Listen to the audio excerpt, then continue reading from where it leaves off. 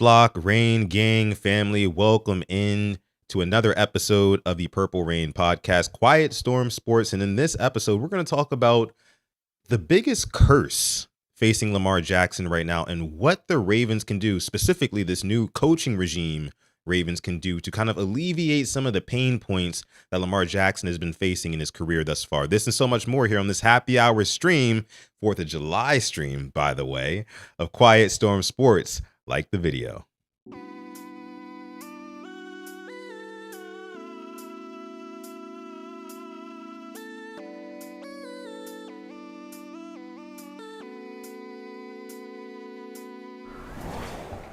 Yes, sir. Welcome back to yet another Quiet Storm Sports episode right here on the Purple Rain Podcast YouTube channel. And guess what day it is? It is Friday, and you know what that means. It's another happy hour stream. And we are here with our guy, Sip 2 Tally Films. That's right. Coach is joining me again here for another happy hour stream. Go ahead, salute and clap it up for Coach in the chat. Appreciate y'all. Glad to be back. Coaches. Yes, sir. Yes, sir. How you doing on this July 4th weekend so far, brother? Good, man. Good. Got me a little workout in. Finally got back in the gym after coming from vacation and just being like, forget that gym. And so feeling good, ready to, do what we do on a Friday afternoon. But I do have to push back a little bit. I stuck my foot in my mouth last Friday. So once school starts back, I cannot do the Fridays because I do the sports part of our school website. And so I'll be having to go to the football games to get information and pictures and do that kind of stuff. Matter of fact, media and stuff. Outside of off stream, I had to talk to you about some, because I know you're a photographer, some different things and tricks to do, with that. So I forgot you was a photographer. I got to talk to you about that. Absolutely. Definitely. We can talk about that after the stream.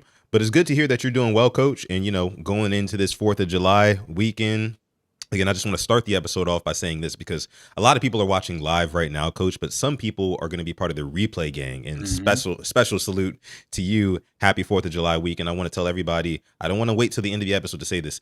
Be safe, be smart this weekend. Of course, have fun, but be safe and be smart. Those are the first two most important things that you should take into consideration this weekend. But yeah, add to that. If you know veterans in your neighborhood, don't pop the fireworks around them. If you know veterans that potentially may have PTSD and please just go down the street. Right. Just do them a service and go down the street. Yeah. And see, I'm the type of person, I actually really enjoy fireworks. Some people try to say that, fireworks are outdated. You shouldn't be doing it anymore. Nobody likes it, dogs, veterans, all that stuff. But Coach, I grew up with it, and it's a tradition that I don't want to see go away, like yet another thing, right? But I do feel for the veterans, the combat veterans who, especially the older ones, right? Where, there's some people, I've read stories about some older veterans who have dementia, right? And they're not able to really conceptualize in their brain in real time that, hey, it's 4th of July, there's going to be fireworks going off. They forget. Right. And then they just hear pops and things going off. And I can imagine how that can be extremely traumatizing. So definitely, like Coach said, just be careful, be mindful, and be considerate of those around you here on this 4th of July weekend. Live chat, shout out to y'all. 40 people watching live already. Shout out to y'all. We're just kicking off, but you guys are in here. Fins K, what's going on, Fins K? We have Black Daniels in the chat as well. We have Glaucoma. What up, Glaucoma? Stretch 626 is in here. I see Jeremiah is in here as well. Let me see. Moggs is in the chat too. What's going on, Moggs? What up? What up? What up? I see Afia in the chat as well. What's going on, Afia? Good evening to you. Corey says, happy Friday, guys. I lost my favorite auntie. Please keep me and my family in your prayers. Corey. Will do, brother. And we send our condolences to you for sure. Let me see here. So we also have Daniel. I see what's going on. Daniel says, happy Friday. What's up, everyone? What's going on, Daniel? Happy Friday to you as well. Another member in the chat, Shelly Shell, says, hey, y'all. What's going on, Shelly? Hello, Shelly. What up? Welcome to this 4th of July happy hour stream. Tanja Bowman in the chat as well says, hey, Sutton and Coach. This chat entertains me on my drive home from work. We got you. Glad we can do that for you. Yeah. LBHT lunch break hot take is in the building. What up, Jose? What's going on, brother? How you doing? I mean, listen, man. I've been watching. I can't always catch the morning streams because I'm an hour behind, and like just a tad bit too early for my blood. Sometimes I'll catch it, but I've been watching the replays a lot, and the Bateman slander that be going on in them live streams. Well, I don't know if it's just like because they haven't had the morning coffee yet, or what it is, but like it's bad. It's bad up in there. It's bad up in there. But it's all good though, because lunch break hot take. Spoiler alert. It's coming on PRP next week, and we're gonna have the great bait debate. Okay, that's what we're gonna have. But shout out to my guy Jose and Brodney as well. LBHT, they got a lot of big things coming out of their channel, so make sure you stay tuned into them. Make sure you subscribe if you have not already. Let me see. Joshua in the chat as well. What's going on, Josh? What up? What up? What up? Ravenville in the chat says, "What's up, Coach and Sutton? What's going on, Ravenville?" I see EWCT. I don't necessarily know how to pronounce it. Jose know what it means. I don't know, but Jose knows what that means. Got you. Well, salute to you, brother. Salute to you. I see Void in the chat as well. What's going on, Void? What up? What up? What up? It is what it is. That's what it is. It is what it is. I like that. Myron, what up? All right. Then I also see Tiffany. Tiffany's in the chat as well. Says, good evening, Coach and everyone. Good evening, Tiffany. Hey. Like we mentioned, happy hour stream, lay out the ground rules. You guys know how it goes. It's the 4th of July edition. Every super chat equals Sutton takes a sip. Every $10 plus donation equals myself and my lady. We take a shot here on stream. You guys know the drill. Whatever donations are sent to the PRP channel, I'll take the sips for those. Whatever donations are sent to Coach's channel, he will take the sips for those. Ain't that right, Coach? That's correct. I got my mezcal right here chilling. And I think we're going to kick it off here. Miss Fancy Pants just becoming a member, renewing the membership here at PRP. We appreciate that, Miss Fancy Pants. You know what? This is for you. I'm going to kick it off because she ain't here yet. But Chris dropped a little bomb on the channel yesterday. So yes, she did. I'm gonna kick this off for Chris right here. And so when she get here, y'all let her know that I did this for her just off the strength for her dropping that bomb yesterday. So, but she's not gonna be trying to hear that. She's just gonna give it right back to you. She's gonna make you double up on it. You know that. So, hey, salute, boots on the ground, baby. Yeah. Okay. So, Coach, I want to get into something that's been on my spirit lately regarding the Ravens quarterback Lamar Jackson. Okay. As we know, the biggest criticism levied against Lamar Jackson in his career so far is that he is a regular season star, but a playoff choker, shortcomer, whatever you want to use, right? Mm-hmm. And I came across a video that popped up on my YouTube algorithm yesterday. And that video was titled, "Why Freak Athletic Quarterbacks Never Win Super Bowls." And normally when I see titles like that, I'm like, okay, I get it as a content creator. You make a title that kind of draws people in, things like that. I understand. But I saw Lamar Jackson's face on the thumbnail. And as a Ravens fan, I couldn't resist, right? I couldn't resist. So I clicked on the video, got to the part where he talked about Lamar Jackson and his shortcomings. And I want to share that with y'all and get your takes. Coach, let's take a listen. Okay. Let's talk about my favorite current player in Lamar Jackson, because his regular season resume is one of the most dominant things we've ever seen. But his playoff resume, unfortunately, is one of the worst. He has 2 MVPs and over 6,000 rushing yards to his name, which is just video game stuff. Back in 2019, he threw 36 touchdowns against only 6 interceptions while rushing for over 1,200 yards. And that performance broke the all-time single-season rushing for his position, all while those 36 passing TDs led the league and he won a unanimous MVP. During that stretch, the Ravens offense didn't even look like an NFL team, and it felt more like a cheat code that the developers forgot to patch. Nobody had an answer for him at all, and you even had defensive coordinators going on the radio admitting they had no clue how to stop what Baltimore was doing. But then January came. The playoff loss to the Tennessee Titans is where this whole conversation started, and we need to sit with that game for a second to understand why. The Titans didn't actually beat Lamar Jackson because they had better players or more talent on the field. They beat him with a specific scheme that built entirely around containing his legs and forcing him to stand in the pocket to sustain long drives with his arms. Pause. Fucking lie. Receivers dropped 11 down balls in that game. So the Tennessee Titans did nothing to stop Lamar. The receivers failed Lamar. So just off the strength of that right there, he don't know what the fuck he talking about. No, yeah. I mean, I didn't even think about that. I forgot about the 11 drops in that 11 game. And in one game. It's funny because I think the highlights that he showed from that game in this video were of guys dropping passes. You know, there was the one to Seth Roberts that would have been like an easy like walk-in touchdown or a big game where it just goes right through his hands. Like he showed that in this video, but declines to, you know, mention it, to bring it up. And I thought that was crazy. But it gets even worse, coach. Let's take a listen. They kept their contains all night long and refused to gamble for splash plays, basically telling Lamar he had to beat them from the pocket for 60 minutes straight.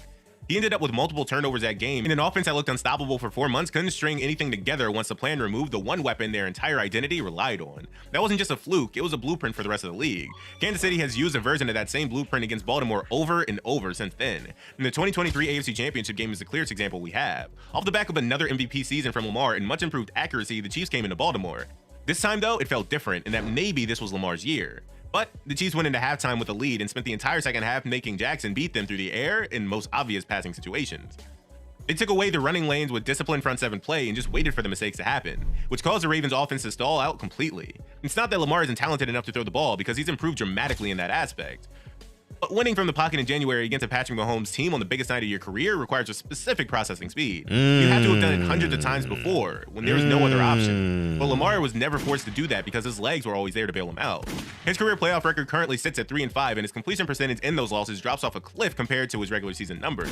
His turnovers also spike in the games that matter the most, and these aren't just close calls where the Ravens lost on the last second kick while Lamar played great. In these losses, the offense actually went backwards in the most critical moments because the defense forced them into sustained pocket passing that he couldn't maintain for 4 quarters. His last playoff game against the Bills wasn't all his fault for the loss. After an awful first half, he walked down the Bills in the second half. It was just an unfortunate drop from Mark Andrews. Still, when the contained scheme is disciplined and the windows in the pocket get tighter, Lamar hasn't been able to operate the way the moment demands. But I may be biased. I still think he gets one. All right. So, coach, when the throwing lanes get tighter, right, and they contain Lamar, he does not show up. That is the sentiment being expressed by that gentleman in that video there. Real quick, coach, I want to throw a stat at you because he talks a whole lot about Lamar Jackson's playoff shortcomings. And like we already debunked just a minute ago, the amount of drops, 11 drops in that 2019 divisional game, right?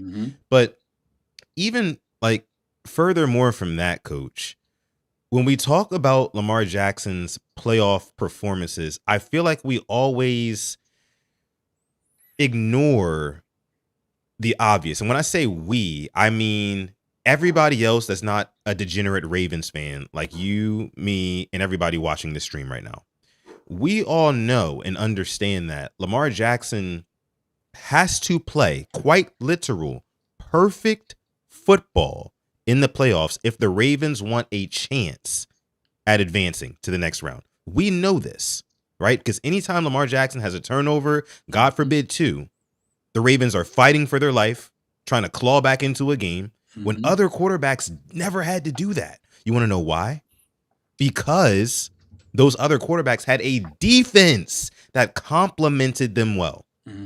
I'm not just talking about a defense, coach, that, you know, can hold a team to 25 and under points. I'm not just talking about a defense like that. No, I'm talking about a defense that can get you a word that starts with the letter P. Possessions. Possessions. Extra possessions in the game of football when it's played at the professional level, aka the National Football League. You have the best of the best talent. It's the reason why on a Sunday to Sunday basis, if you have the worst team playing the best team or anything in between, the lines are at max maybe 9.5. In college, you have lines that are like 35.5, 44.5. It's crazy. Yeah. Sutton, where are you going with this? Where I'm going with this is that the level of competition in the NFL is so high.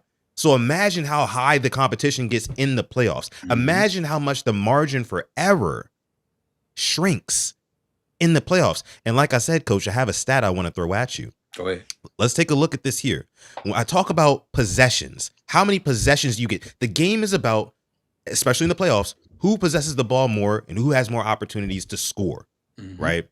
And so if you take a look at this, the Ravens in the Lamar Jackson playoff like era have only ever outpossessed one team in one game. And that was the 2020 wild card round at the Titans, where the Ravens had to get their get back after that 2019. Right. You know, and in that game, the Ravens had 10 offensive possessions. The Titans had 9. They beat them by 1 possession. Because if you remember, Marcus Peters had that 1 turnover at the very end of the game. Outside of that, coach, the Ravens have never outpossessed an opponent in the playoffs in the Lamar Jackson era. And so, like I said before, when the margin of error is so small in the NFL playoffs, you need to be able to get that extra possession. And where do you get that from? A defense that complements your all-pro quarterback. When Lamar Jackson, give me a big defensive play for every big Lamar Jackson play you have in the playoffs. You can't. You just can't. You definitely can't. You cannot. I can't even. I don't even think I could fill out one hand, coach, of like impactful, like huge impactful defensive plays in the playoffs in the Lamar Jackson era. That is an issue. That's an issue, but nobody talks about that. This is how I feel, and this is my thoughts. I don't have no insider information or nothing about this. I feel we have a game plan going into the playoff games. When that game plan does not work, we panic. And we could be the coaches, we could be the players, or we could be whatever. And then once we panic, Lamar goes into, all right, y'all ain't gonna play, so I gotta do it by myself. And when he go in that mode, you take risks. And because of those risks, turnovers may happen. But the defense ain't stopping it. Well, I will say the KC game, I can't really put that on Lamar. We got a lead, and we run the ball 6 times in the second half. Yeah. But so you want Lamar to, I mean, understand they trying to take it away and make him win it with his arm, but 6 times, you got to at least, run the ball to give because we were still trying to play action when we didn't run the ball. So the linebackers weren't even moving on the play action. Like, how you gonna run play action? You're not setting it up with the run. Linebackers already dropping. Yeah. They ain't even respecting the run. They already getting in their drops. So that part is coaching. And so Lamar started pressing, and then once you press, mistakes happen. Mistakes can happen. Now, some great plays do happen when he pressed, but that's the yin and yang of him pressing. Because he realized, all right, you jokers ain't gonna do it. I gotta do it myself. And sometimes he just can't do it by himself. Sometimes he can. But the spotlight is magnified in the playoffs when he don't win. The thing is, people always say Lamar needs to do more, Lamar needs to do more. No. It's 53 people. When the other 52 gonna do more? Yeah. Just like last year. Lamar brought you back. Lamar started off with, I think, 2 turnovers. Came back, played a hell of a second half. Got you to a point where you should have tied the game. Made an amazing play to Likely. Got you within 2 points, but you should have at least been tying the game and still playing on. Dude can't catch a ball to hit him in the stomach. Yeah. Hit him between the 8 and the 9, and he dropped right between the numbers. Yeah. I mean, moment was just too big for him. I mean, Lamar Jackson. The moment always too big for him in the playoffs. So I know. So the same slander that Lamar get, Mark need that same shit. Yeah, because like we mentioned, and honestly, for every big time defense, like I mentioned before, for every big time defensive play in the playoffs that the Ravens have made in the Lamar Jackson era, I can show you like 2 crazy Lamar highlights. Right. Even offensively, though, coach, when you think about it, there has been like what player on offense has really stepped up in the playoffs and like looked like an X factor player. I mean, it really feels like on the big Lamar plays, they're big Lamar plays, right? Like Lamar makes something happen. Zay Flowers has been a guy, I remember in 2023, he had over 100 yards receiving in that AFC Championship game, I'm pretty sure. And he had a pretty good game there. But of course, he had the fumble at the end. He didn't play the following year in the playoffs, and we haven't seen him since the 2023 playoffs, quite frankly. So we just don't really know what other players on this team, other than Lamar Jackson, specifically on that offense, is going to rise. Derek, you think so? Like with the opportunities that he has, like when he touches the ball, I feel like but you know what they do though? They always sell out to stop Derrick Henry early in the game. They try to throw like you mentioned before, the Ravens come in with a game plan of, hey, look, we want to pepper you with the jab, aka Derrick Henry, and then set you up with the haymaker, aka the play action, like you mentioned before. But what they do is they shut down Derrick Henry early. They stymie his runs, and the run fits are really good early in the game. stuff in the box, and he's going for 1 yard here and 2 yards there, maybe 3 yards here, but really nothing crazy, nothing that's really opening up the offensive playbook for But the you Ravens. need that. You need, just like I talked about the play action. If you hitting them 1 or 2 yards, you got to keep fitting. When you don't run, I ain't got to fit. I can get straight into my zone, and so now we playing 7-on-4, or depending on how many receivers we send. And we probably sending out 4 receivers because we got the offensive line that been great, so we got to keep somebody extra in and out of the block. So now they're playing 7-on-4 because they don't have to respect the run. Well, who gonna win in them odds unless you got an X receiver? And when I say X receiver, I mean like a X factor receiver. Yeah. So I guess what you're saying there, Coach, is like it matters a little bit less, and this is where John Harbaugh should have picked this up in the 2023 AFC Championship game. It matters less about your yards per carry and your run attempts, right? But it's just it matters more so carries.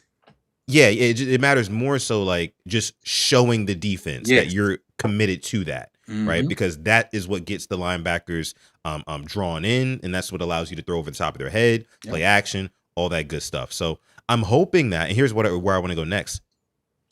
I'm hoping Declan Doyle and Jesse Minter understand that what their jab is. I've been saying this all week long, Coach, and like it's going to be that Derrick Henry peppering him. I mean, even if it's 1 yard here, 2 yards there, you just got to show it to them. That way you can threaten them with the other things down the field. Now, when it comes to Lamar Jackson and throwing the football, what would you want to see Declan Doyle, Jesse Minter kind of coach into Lamar? Because this is what we're going into, I think, version 4 of Lamar. You had version 1 with Morningweg and 8 and 18, and then Greg Roman V2, Monk in V3, and now with Minter and Declan Doyle V4. What would you like to see him do passing wise, or how would you like them to scheme him up passing wise in the playoffs to be more successful? Read low to high and stop reading high to low, because I feel like once he come out and look downfield, he's trying to get the big play. And then, our offensive line ain't been good enough for him to let those guys get down and make that big play. So start reading low to high. If you come out and the little hitch is there, bam, get it out of there. If you do a play action and the quick overs open, get it out of there. You got to play fake and then try to hit that big post. Yeah. If the big post is there after that, if they cover the other stuff, the big post is going to be there. When you come out looking at the big post and now they in your face, you can't even see the check downs. And Lamar naturally is a big game hunter. I know that is going to go against what he does. He is a big game hunter, which is one of the reasons why I love him. But I would love for him to read low to high instead of high to low. And I don't know if Todd taught him that way or was coaching him that way. But I think Lamar just likes to get the ball down the field, and I would rather him just get the ball out of his hands. Yeah. And right here, what we're looking at, Coach, is the time to throw from top to bottom for all quarterbacks last season. Who took the longest to throw in the league was Caleb Williams at 3.2 seconds on average. But in 4th place, there is Lamar Jackson. So like you mentioned, he's a big game hunter. He likes to hold on to the ball, but I'm absolutely agreeing with you here, Coach. Get the ball out quick in the playoffs, right? And furthermore, I would say throughout the season, I want to see less of Lamar Jackson running. I know this might go against what I said earlier in the week, but I've been doing a lot of thinking because Lamar Jackson, of course, getting up there in age, we need him and his body to be good to go in specifically December, January, and hopefully February. So I'm thinking that, and not only just the injury stuff, but like I'm thinking that philosophically, I think it would be smart or wise to lull the rest of the league to sleep when it comes to the threat of Lamar Jackson's legs, right? And then, almost give him this false sense of security that like from week to week, when it's Ravens week and you're preparing to play Lamar Jackson, you look up his stats and his analytics and you say, well, his rushing numbers are even down from last year. And his rushing numbers were down last year. They're not really running him. They've got new coaches. And, maybe we can just kind of defend the pass. Maybe we don't have to contain him so hard and things like that. Let's just defend the pass, right? And that's when you hit him with the haymaker, when they least expect it, So I'm thinking that that's the way that they should go. But I definitely think quick passes, like you mentioned, reading low to high instead of high to low. Take what the defense gives you, right? And somebody on this defense is going to have to step up, whether that's Zay Flowers, whether that's Rashad Bateman, whether that's one of the younger guys, right? Somebody's going to have to step up and make plays down the field. Agreed. I got a 10 from Mike. He said, shots up, see one, take one. I need to find that boot shot cup. So, There Mike, you go. this came from a place in Cabo called where's my phone? I forgot, but I'll find it in a minute when we go back to talking. But it's a leather shop, and he had a bunch of different ones in there, and I saw it, and I was like, "Ooh, this is nice." But I put it back down. I bought me a nice little belt, and I put this down. Well, we get back from Cabo. My daughter whips out gifts for me and my wife. Hey, lo and behold, it was this. Bought it on the low for you. Yeah, that's what it was. So, There you go. Mike, this is your shot for that donation. And thank you, sir. And I appreciate it. But I'll find you the name of the place in a minute. There we go. There we go. Yeah. Appreciate that, Mike. But yeah, man. I mean, I definitely, again, in the playoffs, I want to see Lamar. Well, just in general, I want to see Lamar Jackson getting the ball out a lot quicker than in years past. I think that's going to do a lot for this offense and kind of, again, like I said before, giving the rest of the league this false sense of security that, okay, maybe Lamar Jackson is developing into just a pure drop back, hit his back foot, get the ball out. We don't have to worry so much about the run. And then when you're in those high leverage situations or playoff situations, that's when you bring it out. And it really breaks the back of the defense. So we'll just have to see. I do want to read through the chat here a little bit. Let me see. Jeremiah says, I think Henry can be used in the passing game more, just not really blocking, but he can catch and then be a problem. Yeah, I mean, news came out of OTAs a couple of weeks ago that Derrick Henry was catching a lot of passes out the backfield. So that was something that was rumored could potentially be a new wrinkle in this offense. Derrick Henry catching the football out of the backfield. Coach, what do you think about that? I would love it. The thing is, if Derrick don't have to go out there and run no crazy routes, just let him be like a check down option. And if he get a good head of steam going, them DBs don't want to tackle him. They don't want to tackle. And some linebackers don't want to tackle him either. No. Just because he can pass block good enough to stay in there, and then he can check and release. He can pass block, probably knock somebody on their butt because he's just as big as the defensive ends. Knock him on their butt, go in the flats, just chill. Nothing happens downfield, drop it off to Derrick. Let him take that punishment. Yeah. Did you see him today with the doing the goblet squats? Goblet squats with the 100-pound. Then he did them. Then he paused. Yep, that's how you got to do the pulses. Yep.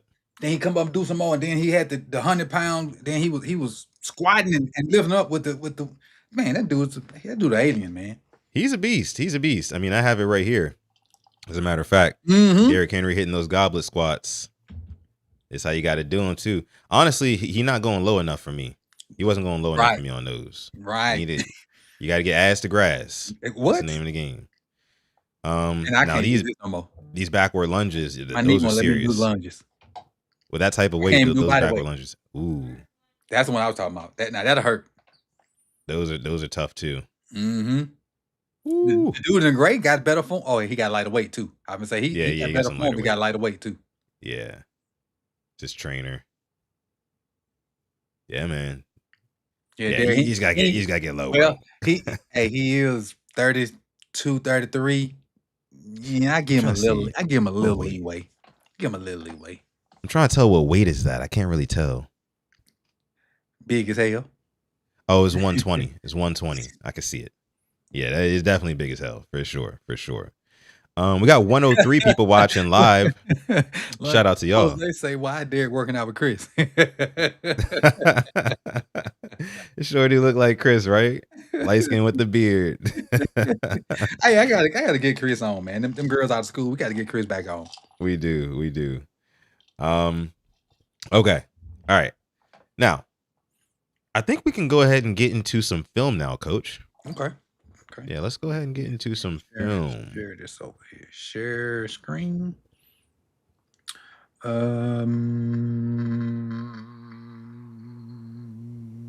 Entire screen. Let's do that. Share. There we go. Can you see it on your end? Yeah, I just gotta pull it up here. Give me 1 second. Let me see. Make sure y'all like this video on whichever channel you're watching on. We'd appreciate that. Also, subscribe if you are new. There we go. Pull this up here. All right. All right, so what are we looking at here, Coach? All right, so what I did today was I just pulled some explosive runs from last year. I don't know if we're gonna kind of keep this power stuff, but there is some stuff in here that I think Declan will use. And then I got the one of the last plays is just gonna show you how Lamar defies football rules. But we'll start Okay. off with this double wham. And so we know the interior of the offensive line was not great. So what it is because Cleveland's strong up the middle. We're not gonna block this guy with the offensive lineman. We're not gonna block that guy with the offensive lineman. So we're gonna have a double wham, and it's kind of like ISO as well. But I just wrote double wham up there just cause. So you can get an unblocked one tech. Kolar's gonna kick him out, and then Schlesinger, who's 49, the linebacker, Ricard should get him. Should. But Linderbaum misses, and that's gonna mess Ricard up. And what I like about Ricard is he don't let color cross his face. Because Linderbaum misses 43, he just picks it up and don't let a different color cross his face. So I love that about Pat Ricard. He just trying to hit shit. But Derek vision is unmatched. Like how he sees this little, because that's an opening you normally hit that going straight downhill, correct? But some kind of way that orange helmet flashed across his face, and he bent it a little bit to his right to get some open grass. Just that little simple jab step got him in the open space. And now he come to missed tackles. At this point, these guys don't really want to put hands on Derek. Yeah, it's really just arm tackles and hope. And keep in mind, Derek is kind of Derek is kind of outrunning this cat at the time. This is a 4-3 dude. That's Denzel Ward 4-3. I'm about to say, is that Ward? Yeah, that's 4-3. Now Derek don't completely outrun him, but still, Derek 250. Yeah, man. That dude, I mean, Derrick Henry's just so dangerous in the open field. Because, I mean, and then we've seen it a couple times. Like, if you get to his legs, if you have the angle and you get to his legs, you can get him down. But, like, it's so tough to, like, get the angle on him because you can get stiff armed to hell. Exactly. If something pops up with the donation, let me know because I can't see my thing at the moment. Okay. Yeah, I got you. All right. Toss crack. This your boy Bateman. You see Bateman out there to the right? Bateman gonna set this whole thing up by blocking Bradley Chubb, who's a defensive end. So it ain't all about route running and catching the ball when you get out there. Block. Blindside block. Good seal by Bateman. Yes, good sir. Seal That's my boy. by Bateman. That's my boy. And now you got 2v2. You got a lead blocker on 23, and then you got 29 that got to make a business decision. You got to make right now. It's like, yeah, let me see if I can get to these ankles. Yep. That's what he went for. He ain't try to hit him high enough. He went straight ankles. Now we're going versus the Bears. Is Snoop in the game versus Keaton. Now, we going to miss this, y'all. I'm going to go ahead and tell you. We're going to miss this. You got toss crack again right here. Similar play to what we last saw with Bateman, blocking on the edge, but this time it's D-Hop. 24 goes inside, and D-Hop needs that. He needed him to step inside. So now all he got to do is push him down, and now you got Kolar and Ronnie Stanley pulling. 92's unblocked, but ain't no way in Hades he going to catch Keaton Mitchell. Yeah, no. Now you got 3v3. You got Kolar on 9. You got Ronnie on whichever one show up. And then you got Keaton Mitchell versus 26. But Hopkins misses block, though, right? Hopkins, I think he got it. He got just enough of him. He got enough of it to get out. He's just trying to get leverage. Yeah. That's it. He's just trying to get leverage. Keaton Mitchell, once he gets to the outside, man, like you mentioned, we are going to miss this. He's just trying to get leverage. And he got enough leverage to let them get outside. And at this point, we don't have a guy that can turn on burners like other than Derek at this point. I know Rasheen and Justice is okay. And Justice maybe. I'm gonna show you a little bit of Justice in a little bit. Justice. I'm gonna say, yeah, Justice can scamper around a corner now. He definitely can, but not like he doesn't have the top end speed of Keaton Mitchell though. And honestly, on this play right here, son, hell, at this point, I feel like Keaton should have scored.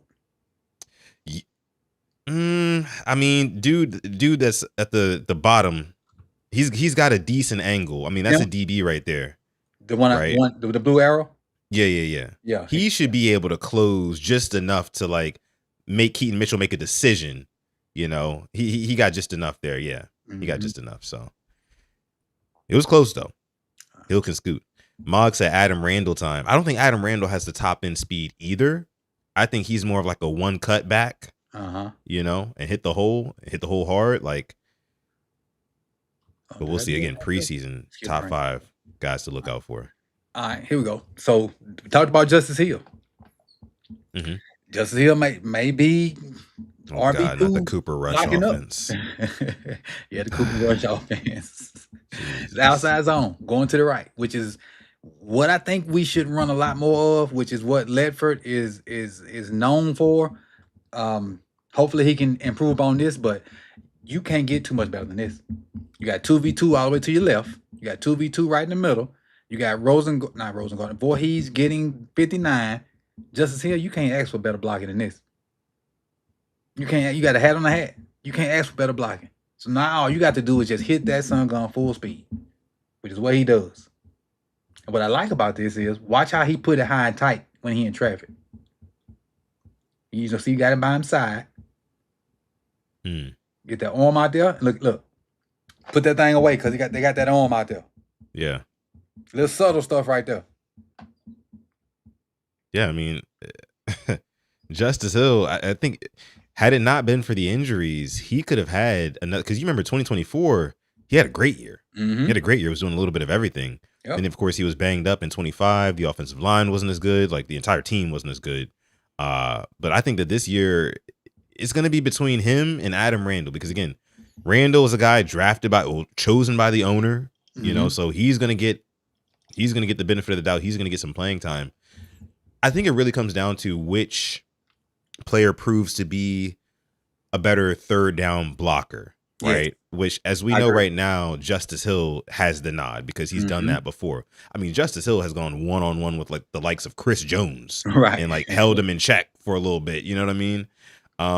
Let's do this. Yeah. Okay. In check. Yeah.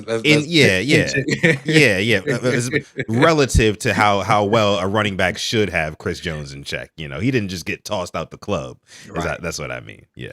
So on this one, and this is not the last one I thought it was, but this is not the last one. Lamar defies rules on zone read. And so this is where his athleticism is second to none. That's the read guy, the unblocked guy you see with the red stripe on him. Now, conventional rules, his shoulders are square. That's a give. You give the ball to the running back, let him run down the field, and go and do whatever he gonna do. But because Lamar's so athletic and that Rousseau took that one step inside, Lamar knew he had leverage on him because he had Mark coming to block number 50. He pulled the ball because the way I teach it and the way probably damn near every coach in America teach it, with them shoulders square, give the ball off. But Lamar is different. Yeah, he changes the math. Look at this. It happened too quick. Real quick. Just that fast. He took one step down. Bam, that one step, and it's over with. One step. Now, normally when his shoulders are right there at the mesh point, that's when you keep it. But at the mesh point, his shoulders were square. Rousseau played this almost as good as you can. But you know, back in the day, you know, that when Lamar first got in, they say that people couldn't see the ball because of his skin and skin color. Yeah, I remember that crap. And then the very next game, he wore white sleeves and was still doing the same stuff. It was crazy. Legendary. Then this is the last one. So if we get this type of production right here, I mean, this is perfection for an offensive line coach. As an offensive line coach, you jumping up and down, screaming. You can't get better blocking than that. That's a hat on a hat with a fullback / another thing I want to notice. We talk about losing Ricard. That's a tight end. Tight end. We can't do the same thing with Durham Smythe. We don't have to have Ricard. Durham Smythe can do this. Look at the hole. And that is Taylor Rapp. At this point, Taylor Rapp has a bunch of poop going down his pants. And the reason I say that is sudden, watch the angle he takes. Normal angle, you know, you'd probably go here to try to meet him, right? Watch this angle. Why you come up first? Business decisions. Why you come up first? He said, let me get parallel. I'm gonna just try to get to the legs. You know what I'm saying? Like he ain't want to go head up with him. Buffalo fans are always talking about everybody else. But what's that? They throw a bottle at Derek. Oh, is that what that is? Yeah, watch it come from the stands. Once Derek kind of veer off, watch it come from the stands. Boom. Oh man. But they Yeah. always want to talk about everybody else. Belligerent Buffalo fans, I tell you. There it is. Here it is right here. Right there. That. Throwing shit on the field. Mm. But y'all supposed to be some of the greatest fans.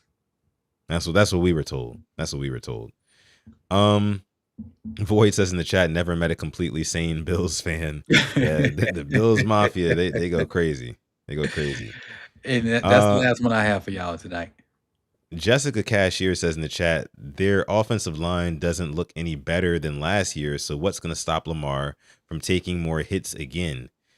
Well, Jessica, I mean, I don't know if you couldn't have seen the atrocity that was the Ravens offensive line last season, especially with their two guards. Again, I would assume you're not a Ravens fan. But it was atrocious. Yeah, it was atrocious. Bad. It was really, really bad. And I think that it would be impossible. It would be very, very hard pressed for this offensive line to regress, even from what it was last season. So we definitely believe that Lamar Jackson will take less hits. Go ahead. Falele had so many plays where he was just standing there doing this. And everybody like was on Falele head, and rightfully so. But what people fail to realize is the other cat was just as bad, if not worse. Voorhees. Yeah. Now he didn't have the plays where he was just standing there staring, but he had so many lunges and misses. So many getting up to the second level and just not taking the proper angle. In my eyes, Voorhees was terrible. Falele was bad, but Voorhees was Charles Barkley terrible. Yeah, he was bad. Terrible. Exactly. Yeah, he was horrible. Jessica follows it up by saying, no center, rookie guard. Voorhees isn't great. Lost Kohler and Ricard, who are like an ex-offensive lineman.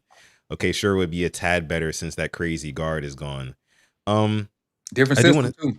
Yeah, totally different system. New offensive line coach, Dwayne Ledford, who coached up one of the best offensive lines last season with the Falcons. Mm-hmm. But also that rookie guard, I do just want to say, playing in one of the best conferences in football, college football, didn't allow a sack, or if I'm not mistaken, not even a pressure, I want to say, from his I'm not, don't quote me on that, but definitely did not allow a sack, and was one of the highest graded, if not the highest graded guard in college football. So do with that what you will. John Simpson, more than serviceable for us, way better than. That's my sleeper for this. I think John gonna play some good football. You think so? I really do. I really do. Okay. I had a conversation with Jose before it happened. Like the weekend that we got the Max Crosby thing went on, I went live when I was in Atlanta. And I went live with Jose that morning, and I was cracking jokes. And I was like, man, I don't even care if we just get John Simpson back. Just get Falele and them up out of there. And a week later, guess who we signed? Oh yeah, I saw that video. I remember that. And yeah, you're right. We did sign him a week later, so that was pretty ironic. But I saw your video earlier this week about some of like the trap runs and things like that. Mm-hmm. Like short trap and long trap. Do you think that John Simpson will be, a big part of that, big factor in that? Well, I love that. The fact that if there are guys that defensive ends that love getting up the field, that long trap would be great for John Simpson, because you get them edges crashing that end, especially like Pittsburgh that try to hit the mesh point instead of just taking one of them, and they don't see John Simpson coming. Get wrecked. Yeah. Wrecked. Now that's not a play that you can run a lot. That's like a offbeat, like 2-3 times a game. Because like I said, I pulled it out of this book from the Bears. They only ran it 8 times all year. Okay. But it hit pretty decent, and I think Derek would be more effective than what they had. Because even when the clips I looked at, Kyle Mononga, however you say his name, Mononga was better at hitting it than Swift. Because Swift want to get out there and dance. Mononga hitting that thing downhill, kind of like Derek. Yeah. But I got a 10 I missed. I need to. Oh, did you? Oh, I missed it. From Ravenville. Oh, Ravenville. There you go. He said running back Adam Randall needs to be basically living right. He should have been in that video. Yeah. He should have been in that video. Shout out to Ravenville for the team. I appreciate you, Ravenville. And I'm sure that he will be, I'm pretty sure he said that in an interview earlier this offseason, like he's learning from him, all the things that he does. But Derrick Henry, I would love for him to take Adam Randall under his wing. Like, hey, look, here's my training regimen, my diet, all that. Because for Derrick Henry to be doing what he's doing in the NFL as a running back, where you get beat up the position you get beat up the most at, what is he, 32? I want to say right now. Yeah. I equate that to what LeBron James is doing at 42 in the NBA. Yeah, I can see that. I can definitely see that. Definitely. Yeah, because football is a much more demanding sport. So I get it; they're 10 years apart, but like as a running back at 32 to still be getting 1,600 yards in a season, that's crazy to me. That's crazy to me. But like you mentioned, the trap runs are something that we're really excited for. But also, and by the way, while we're talking about those trap runs, John Simpson's not the only guy who can kick out and destroy a guy on a block like that. We saw Venga do that, maybe not a lot, but we saw some highlight plays of him do that at Penn State. So I expect them to be able to go both ways in that regard.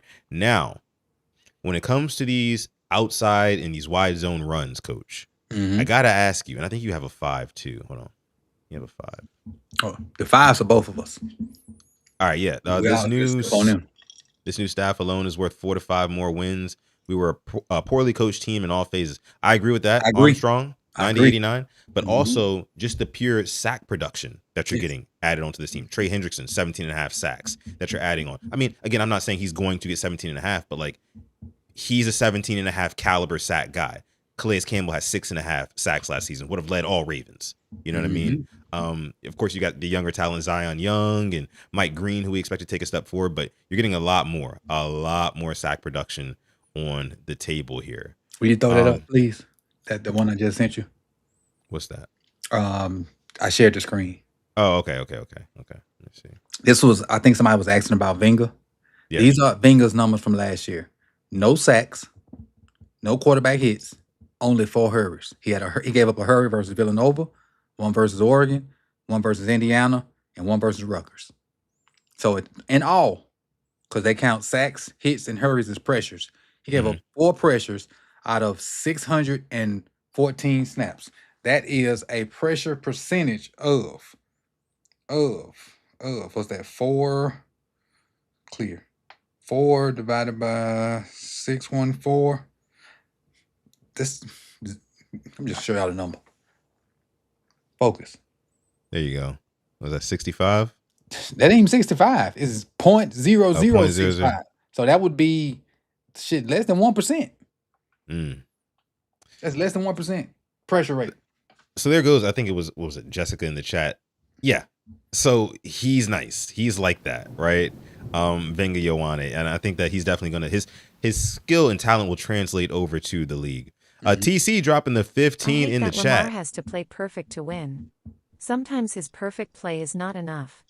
Other quarterbacks have teammates step up when the QB's play is bad. Agreed. This is what I'm saying. This is what I was saying before. Totally agree, TC. You need a defense that can complement your quarterback and what he's doing. And that's why Jesse Minter and having, Jesse Minter and Anthony Weaver, turnovers are going to be a huge focal point. They were last year as well under John Harbaugh. I don't know if you remember, Coach, but Marlon Humphrey, and I'm going to get back to the wide zone, outside zone stuff here in a second. Okay. And shots are coming for UTC. But, damn, what was I saying? Goddamn. Hey, you know enough of that yet. Yeah, I about to say it just left my head because I was calling my lady to come in here and take a shot on Cam, but damn. Oh yeah. Lamar Jackson, like I said, has to play perfect in the playoffs, and you need a defense that can complement Lamar Jackson's kind of star power in the playoffs. And I think Jesse Minter and Anthony Weaver, they're going to make turnovers a focal point. It was last year. I remember Marlon Humphrey had tweeted something out during the offseason saying basically like, hey, the best Ravens defenses force the most turnovers, and this is going to be something that we're focusing on. Unfortunately, it didn't come to fruition, but with Jesse Minter, I think that there's going to be a huge change, and we're going to see a lot more turnovers in the playoffs specifically, and that will aid Lamar Jackson in this offense for sure. Because you got to get more possessions. Again, like I said, it's a game of possessions. If you can outpossess your opponent by 2-3 possessions, you will probably win that game going away, right? But the Ravens are always so like neck and neck. It's either we tied in possessions, or we lost the possession battle, or we've only won it once against the Titans against in the wild card round, like I mentioned that one time. Speaking of turnovers, I'm trying to see the list of who got the most last year. The Bears got the most last year, if I'm not mistaken. They had a turnover differential of 23, maybe. I think that's right. 23. And we were 19. We were 19 as far as turnover differential. That's not good enough. Yeah, horrible. That's not good enough. Horrible. And if there was a way to probably factor this into playoffs over the last 5 seasons, we'd probably be last. Yeah. But yeah, I mean, like we mentioned, I think that, well, we didn't mention this yet, but the 4-man pressure that Jesse Minter is going to be able to generate, well, hopefully, right, with the likes of some combination of Matabike, Travis Jones, whether it be Aeneas Peebles. I saw he's a guy. I don't know if you saw that workout video of him. The get off is looking crazy with Aeneas Peebles. It was already crazy. I don't know why John put in the doghouse. Yeah, me neither. But I need to see what that guy's got this season. But I do want to get back to the outside zone question that I have for you. And TC, this one's for you. Shots up real quick. Let's go ahead and take this one. Because I really want to know what Coach thinks about this. Because I was watching some Derrick Henry film. I was actually watching your video earlier this week. And I got inspired. Oh, and we got another one from Ravenville right after this. Here we go. Here she is, guys. She says hello. Peanut Tillman come and help them with fumbles. Hola. Coach says hola, babe. Hello, Coach. She said hello, Coach. All right. And we got another one. What? From Ravenville as well. Shit. My bad. I missed it. Missed it. Whew, man. That one was crazy. Now, again, wide zone. Dwayne Ledford. What do you think? Okay, let me start it like this. In wide zone, which offensive lineman, what position is most important in order for that to work? Ooh, that's a great question. Because they all work together. You know how you said take what the defense gives you earlier? Mm-hmm. Wide zone is basically a version of that. So I can't really say who's the most important. If I had to say who's most important, I would say the tackle. Because that's the path that the running back is taking. They create the crease, right? He's reading the butt of the tackle. He's trying if the tackle runs the guy wide, he's sticking his foot in the ground and getting upfield. If the tackle can get a hook in those first couple steps, he's trying to get outside. So I'm saying the tackle, but the guard and center are just as important that they don't give up penetration. Because the way the stop zone plays is if it's to the right side, it's for the left side of the defense to get penetration from somewhere and make them cut it back to your defense. So if you can just run them wide and when the linebacker overplays or underplays, you stick your foot in the ground and get upfield. So you have to be decisive when you do it. You got a landmark, but you're not just looking at that landmark. You're looking at that landmark, but scanning the linebackers. If the linebackers overplay it, stick that foot in the ground and go backside. If they're trying to play a gap behind, which is what they're taught to do, and your tackle get a hook, you get what Keith Mitchell had. You get to the outside like that. But there are a lot of times when you get wide zone, especially if y'all want to see it, go back and look at a lot of Falcons film. Falcons was damn near exclusively outside zone, but Bijan ain't always hit it outside. People tried to overplay it and get outside because they knew Bijan was tough when he got outside. He stick that foot in the ground and get upfield quick. God damn it. But see, that's the thing. I'm sorry. That's all. I apologize. But see, that's the thing, Coach. Like, Bijan Robinson is one thing because he is a lot more compact than Derrick Henry. He requires less space. He requires not as big of a hole that's created. You know what I mean? And mine is coming here soon. So, and like you mentioned, you led with the tackle is the most important in wide zone. This is where I think that Roger Rosengarten really, really has to show me something this year. You know, like I need you to create the widest crease possible because you know how Derrick Henry is when he puts his foot in the ground, when he's running laterally, right, in wide zone, he's trying to pick that hole. When he puts his foot in the ground, his body gets pretty diagonal, right? And for a big guy like that, he needs room in order to not be, kind of slowed down by arm tackles and things like that. So I'm really looking at Roger Rosengarten. If I had to pick like top 5 Ravens who need to step up and perform this season, Roger Rosengarten, he's right there for me, top 5 for sure. Hey, I found out something yesterday by reading an article from Jeff Zaribi that I didn't know. That they have moved Emery back to tackle. So that Really? means Rosengarten could be in a position battle with Emery Jones. And not saying Emery is better than Roger or vice versa, but they're moving Emery back to tackle. Somebody job ain't safe. Exactly. Somebody job ain't safe, coach. That's what that tells me. Exactly. So what that's telling me is you got Emery and Carson Vincent with your backup tackles.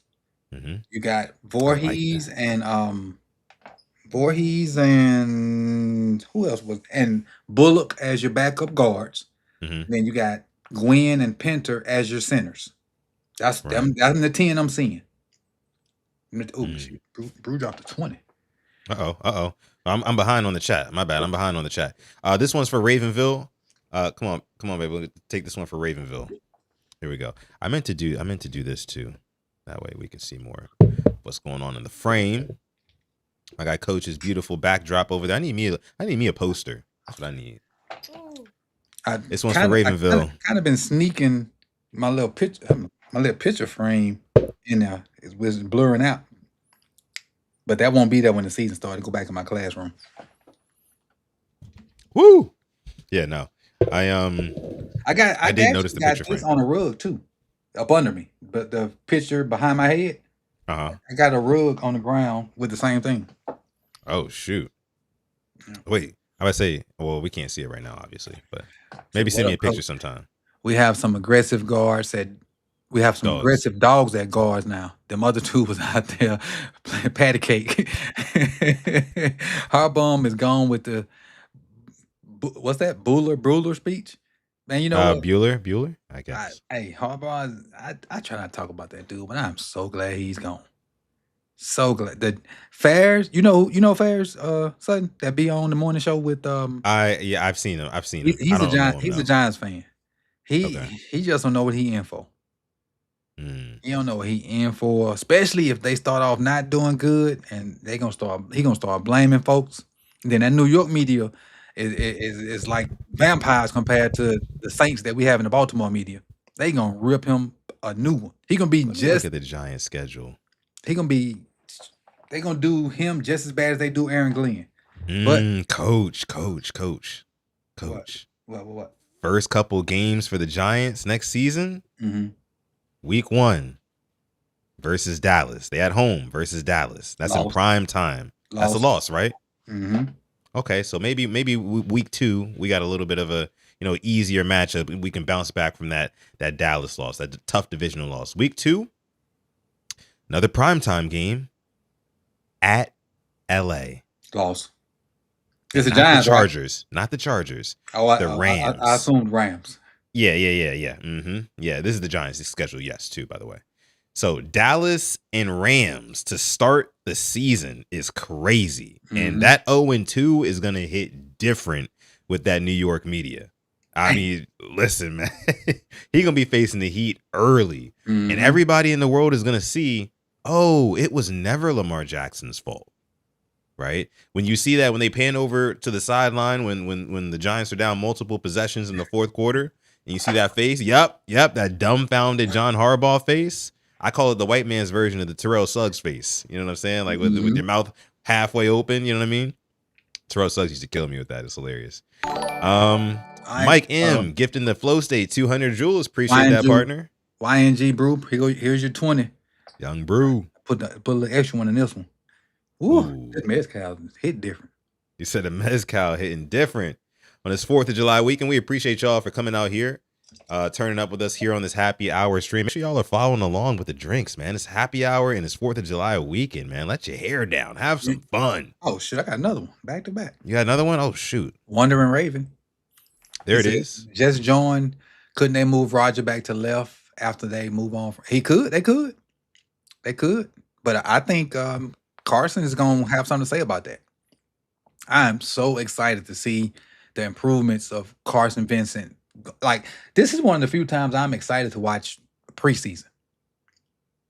I'm excited to see the young tight ends. I'm excited to Yeah. see the backup receivers. I'm excited to see the young defenders, the young DBs we got. I'm excited to see what kind of I did. improvements they got. I asked Alex. I asked Alex this yesterday, Coach. Top 5 players you're most excited to see in the preseason. Carson Vincent. 1. Oh, you wasting the spot on Carson Vincent? I love Carson Well, Vincent. you're an O-line guy, and you're love also a Carson Carson Vincent guy. Okay, so Love then I Carson understand. Vincent. Okay. And I'm a swag guy too. Love Okay. Carson Vincent. Longer Beam and Kone. Ooh, okay. Rivers. Okay.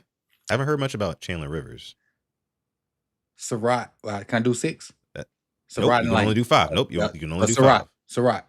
Okay. Why Keep Lane. Surratt over Lane? I'm not. This season, I'm not a Lane guy. For the overall career, I think Lane's gonna be better. But this season, I think Surratt's gonna help us out. I think Lane's gonna have one specific role, and maybe he can do that. But I think Surratt's gonna help us get down the field. Lane will probably have more touchdowns, but I think Surratt's gonna have a bigger impact. But if Lane is having more touchdowns, then I would assume he's having the bigger impact because Elijah Surratt's not going to get enough receiving yards to impact more touchdowns scored by Lane because he's not going to get enough receiving. He's not going to get more receiving yards than Zay Flowers. Elijah Surratt. Oh no, Elijah Surratt. Nobody. Exactly. So the touchdown production of Jacoby Lane, I think, would trump maybe like a 600, maybe 700 yard season by Elijah Surratt if Jacoby Lane has like 6-7 touchdowns. I think Surratt is a guy that you can go to on third down. I think he's a guy that can keep drives going. I think that he's a guy that can work open zones when they try to play zone. And I think Lane will come in when it's 75 people in the box. It's 1-on-1 outside, and they can throw him a fade. Oh, with Lane, yeah, for sure. So just because he got 6-7 touchdowns, I still think Surratt's gonna have the bigger. Appreciate the jewels. The bigger impact. I know the touchdowns really outweigh a lot in people's eyes, but I'm looking at it on a different level. If you can keep the drives going, keep us winning time possession, which we rarely did last year, and keep Lamar on the field and that defense fresh, I think that's going to be a bigger impact than touchdowns. And I disagree with you, Coach. I may be in the minority on that, but I need the offense to stay on the field and keep the defense fresh because that's what we were not doing last year. I disagree. I gotta disagree with you, Coach. Ravenville, appreciate the jewels. And the only reason why I disagree with you is because to me, a wide receiver's job is not to keep the drive alive. I think the offense a wide receiver keep the job alive. And he's yes. Offense. However, a wide receiver's job, I think, is to be as explosive as possible. And when I think of explosiveness, I think about putting up 6 and getting your offense off the field. You know whose job it is to sustain drives? I think Derrick Henry, when he's running for 6 and then 9 and then 12 and then 5 and then that's what about what the 4-minute drives. Offense when they got 7, 8, 9 in the box. Is that still Derrick Henry's job? You got to have somebody to catch the ball. I mean, well, that's a little bit different. We're talking about situationally like 4-minute offense. I'm talking about in the average part of the game, right? In the aggregate, like I'm talking first quarter, first through third quarter. Exactly, right? When you're trying to establish yourself, that's what you should be doing to sustain drives. If I'm a wide receiver, when I get the ball in my hand, my number one priority is, hey, look, I gotta get in this goddamn end zone. Score. Right? Every time I touch the ball as a receiver, I'm trying to get in the house. Right. But as for a running back, every time I touch this ball, I'm really just trying to get to that yellow marker. Yeah. I got to get to that yellow marker. I got to move the chains, right? Because that's what's going to set up the big plays for the wide receivers to go score the touchdowns. Yep. You know? So that's why I said I disagree when, like, you know, because that's my whole argument against Zay Flowers, right? And this is the first time I brought up number 4 here on this episode of the show. But that's my whole thing with Zay. It's just like, man, you know, you're getting all these receiving yards, but I went as far to call it empty calories. You know, 1,000+ yards, 1,200 yards, but only 5 touchdowns. It's like, you gotta finish the job. Finish the job. Kobe Oh, Bryant I famously see. said, Hey, "Job's y'all, not finished." y'all, I see where we're going now. Where are we going? I see where we're going now with this. It finally came out. That Zay PTSD he got. Oh my gosh! Did you take your shot for Wandering Raven yet? I don't know, but I'm finna take it. But I know I All got right, another because one you got too. another one, yeah. I don't know if this is for Wandering Raven or not. I can't remember, but here we go. And Oh, that TC was better. says, "I agree with you, Coach." Yeah, I'm coming, TC. Let me recuperate. Let me recuperate. Give me a second. I know how that is when you're trying to go back to back. Void, while he recuperates, TC, I got you. I'm gonna bring you right back up on right back up on screen. Void says, "Keeping the drive alive is everyone's job, Sutton. Got to do your 1 for 11." 111. I get that. I agree. I get that. It is everyone's job. Yeah. Boy, that's why the other 52 got to come to the party. Lamar has done more than enough every freaking year he's been the starter. The other 53 plus the coaches, you got to bring you got to do your 153 or whatever the number is when you add all of them together. Lamar has done enough. We got a 2-time, should be 3-time MVP that go out there and just be lights out and do shit we ain't seen in the NFL ever. Everybody else got to do their job. Now, I'm going to answer a question. I don't know if you still going to answer something, but it kind of go back to the video that you had with Buddy up there about the athletic quarterbacks not winning the Super Bowl. Mm-hmm. You mentioned Mike Vick. You mentioned Josh Allen. You mentioned somebody else you mentioned. Cam Newton. Cam Newton. In all those situations, when you get those athletic guys, whether they black or white, because you get some white guys that are athletic too, so it ain't no discrimination here. The GM don't put proper weapons around him. And when you talk to Brodney's coming on next week. Yeah. When you talk to Brodney, ask him the weapons that Cam Newton had when he was in Carolina, when he was on everybody. His only real weapon was the damn tight end. Olsen. Yeah. When Cam was dabbing on folks and winning the MVP, he had one real weapon. He was the weapon. Cam was the weapon. Yeah, I mean, he was the weapon. He also had a damn good defense at the time. And that's what I'm saying. Yeah. And so you look at Josh. When Josh went to the AFC Championship games a couple times, them 2 linebackers was playing lights out. Not Matt Miller, whatever Milano and the other linebacker, and they had defensive linemen. You look at Mike Vick. Mike Vick ain't who name a wide receiver Mike Vick played with. Deshaun Jackson. That was in Philly. Oh yeah. And I mean in Atlanta, shoot, really can't name him. Who? Did he play with Roddy White? I don't think so. I think Roddy White played with Matt Ryan. Okay, then I can't even remember, honestly. And then Josh had Stephon Diggs for what, 2 years? Yeah. And y'all know I hate Josh, so I ain't trying to take up for Josh, but hell, let's throw Joe Flacco in here. After Joe Flacco got paid, who he played with besides a 35-year-old coach? It's bombs. It's bombs. You got to catch up, coach. It's bombs. It's bombs going down. It's Baghdad right now. Hold on. It's Baghdad. Out unless you playing the bang. It's Baghdad right now. TC, you got to get with TC first. You got to catch up with TC. Oh shit, ain't nothing now. Damn. Yeah, you got to pour it back up. Hey, shout out to y'all donating, man. We appreciate y'all here on this happy hour stream. Replay game. Shout out to y'all too. All right, TC. Hey, replay game. Make sure y'all hype the video. Yeah. Helps out with the good old algorithm. I know how it goes. All right. That's you, TC. I think. And that's a 50 bomb, so I got to fill it up. The 50 bomb. Okay.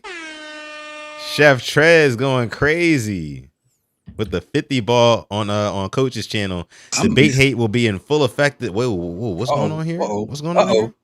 Find the book. They say debate hate will be in full effect this season. He is on the chopping block, Sutton, and take a shot for all the Zay slander too. Well, that's Coach's. That's you on Coach's channel. So the coach got to take that punishment. Coach got to take that punishment. But you got to go to his channel and make him take punishment, Chef. Let me see. I think Chef Trez already. Yeah, Chef Trez. He's the latest name in the book. He's the latest addition. I remember he was in the chat the other day. Yeah, he in the book. He in the book. What happened? Oh, they scored. Yeah. Come on, Kate. Hey, this is the missus is in here too as well. Hola. She's Happy 4th weekend. Hola, happy 4th. Hey, let me see yours too. So we got 2. Okay. We got 2. We got his and hers. I love that. Regular leather. Love that. I ain't hear you. My boot. Oh. Yeah, we kind of rooting for Cape Verde because we know how they be cheating for Messi. Oh man, I gotta ask you about that USA penalty the other day too. Bullshit, man. BS. Did you see the hold on, let me take my shot first. This okay, is go for ahead. you. Yeah. Chef Trez, that's for you. Ooh. Woo. But yeah, did you see the Uh-oh. tweet where they put all the different pictures of people doing the same thing? Yeah, I did see that. Shout out to you, Doran Boone. Not even getting a foul. Not even getting a foul. Yeah, let's get through these other super chats here. Bateman has 7 touchdowns because Zay and Likely got doubled in the end zone. That's not fair. That's not fair. And that's not the only reason why he had those touchdowns either. Yeah, if you remember, no, not last year. Not last year. No, yeah, last year. He had 9 in the regular season, 11 if you're counting the postseason in 2024. But yeah, he had 9 touchdowns in the regular season, Doran. But it wasn't just because Zay and Likely got doubled in the end zone or in the red zone or whatever. It was Doran. I'm gonna say it's Doran. Rashad Bateman getting open. I mean, he was a deep threat all year long. Remember the Bucks game, the Chargers game. Like, what are we talking about? Mentally, he be gone, but Bateman can run some goddamn routes. Yeah. Mentally, he tap out when he don't get the ball early, but Bateman can run some goddamn routes. And I think he just needs to. This is what I think Bateman should do. Okay, this is a new staff. Let me reset. Let me go out and put my best foot forward with this new staff because they ain't gonna worry about John's doghouse. Ain't gotta worry about these preconceived notions about how I am or whatnot. This is a new staff, new receiving coach, new offensive coordinator. Let me put my best foot forward. And then if I ain't what I need to be, I go model. Come on, coach. No, going to model. The picture I put up, the Bateman's a good looking dude. No homo. Bateman a good looking dude. I mean, he is for sure. I saw his latest Instagram post. You know, he be styling on him. Well, I got a picture of Bateman right here. Hold on, let me share it with the people. Nice. But, I mean, picture. Bateman's my guy. Where is Bateman's my guy? Oh, yeah, that's me. Hold on. USB. Y'all see all the shit I got up here? I'll pull it off till you get it. No, you good. Ain't nothing. Ain't nothing on here. I get in trouble. Right. Nothing up here to get me in no trouble. What's this? June of 26. Where's June? But yeah, Doran. No, Bateman had those touchdowns because he was running routes really well. He was getting deep, threatening defenses vertically, and he was making big plays. Man, he was making himself available to Lamar. I think about that Cincinnati game. When Lamar's scrambling around and he finds Bateman in the back of the end zone, he does a little jump Steph Curry pass and no look. Bateman can work with Lamar Jackson. Mm-hmm. People be thinking he can't, but he can work with Lamar Jackson. He just needs Lamar Jackson, needs the time. Chef Trez dropping the 50. Woo, dropping the 50. And my guy Rashad Bateman. Look at this. Chef Trez dropping the 50 says run them shots, son. Hashtag hate runs on bait. No, it does not. Hate does not run on bait. Shout out to you, brother.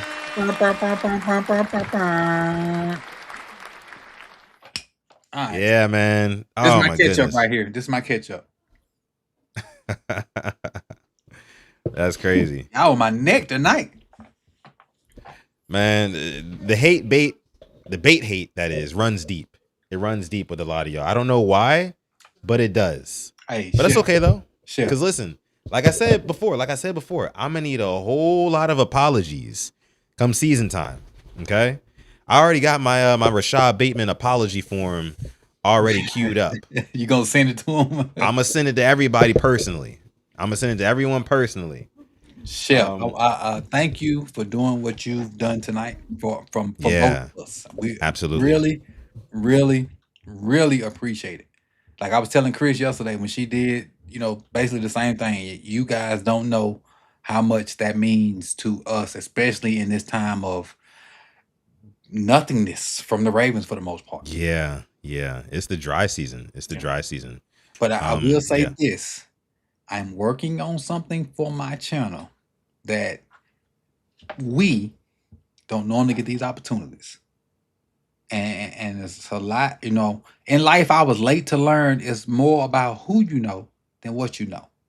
And in for this sure, for case, sure. and in this case, who I know may help me bring something to you guys that you normally wouldn't get in our space. And you know what I mean by our space. So Yeah. I'm not gonna say what it is yet because I need it to actually happen first. But the initial conversations have been good, and I'm waiting on time and date like that. Shoot, I guess we got to talk about that too. Off stream for sure. Oh yeah. Um, I tell you. definitely. But Chef Trez, this one is for you, brother.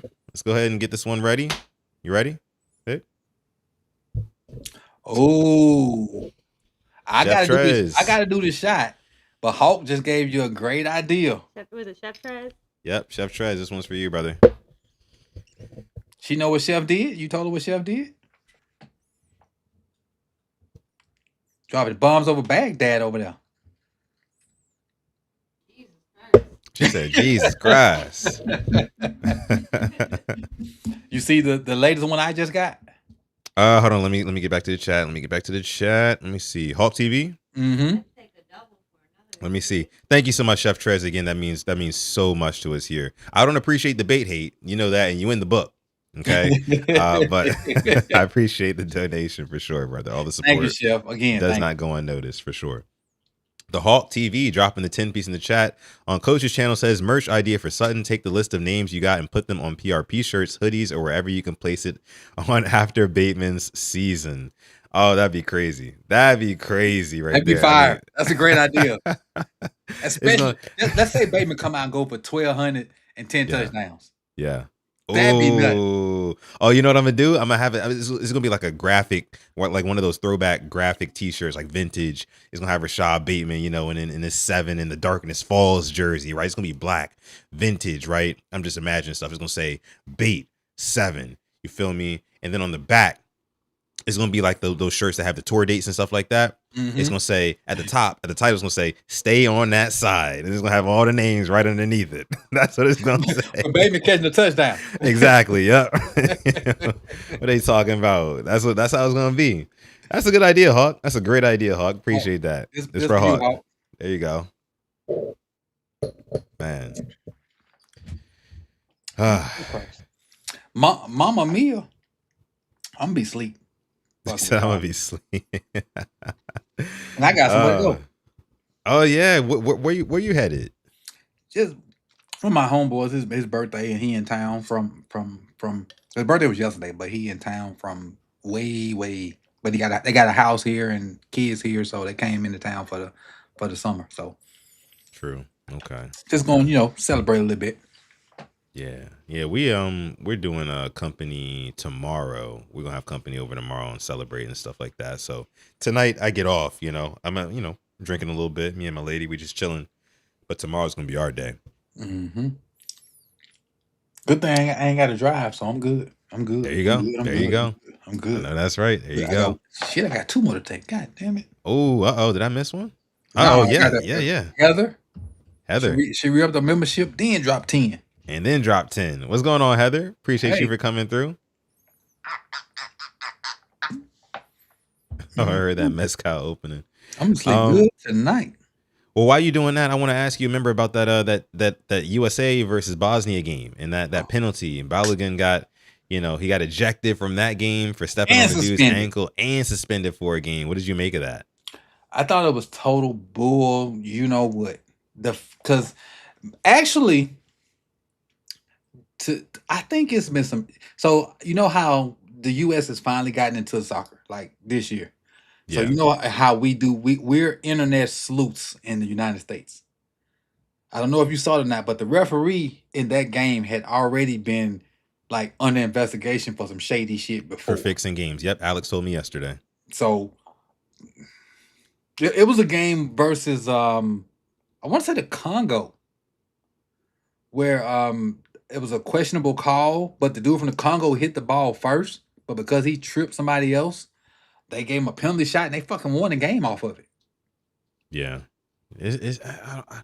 I don't understand, some of the penalties in the replay system that they have in soccer in this World Cup. I was watching it and I was telling Alex yesterday, I was like, it felt like almost like the red card was so petty, and like the whole rule of suspending a player after a red card is so petty to me. It almost felt like they were trying to humble the Americans in a way. It was just like, y'all are doing better than expected, but like soccer is not y'all sport. Right. Okay. Like, leave soccer to Brazil and France and England, Argentina, let them handle that. Like, y'all are not about to have y'all way as always, right? As Americans, y'all are privileged, entitled. We're gonna take away y'all best player for the next game. It almost felt like somebody made the call.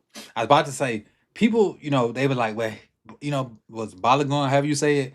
He just no, motherfucker. That's the best player on the team.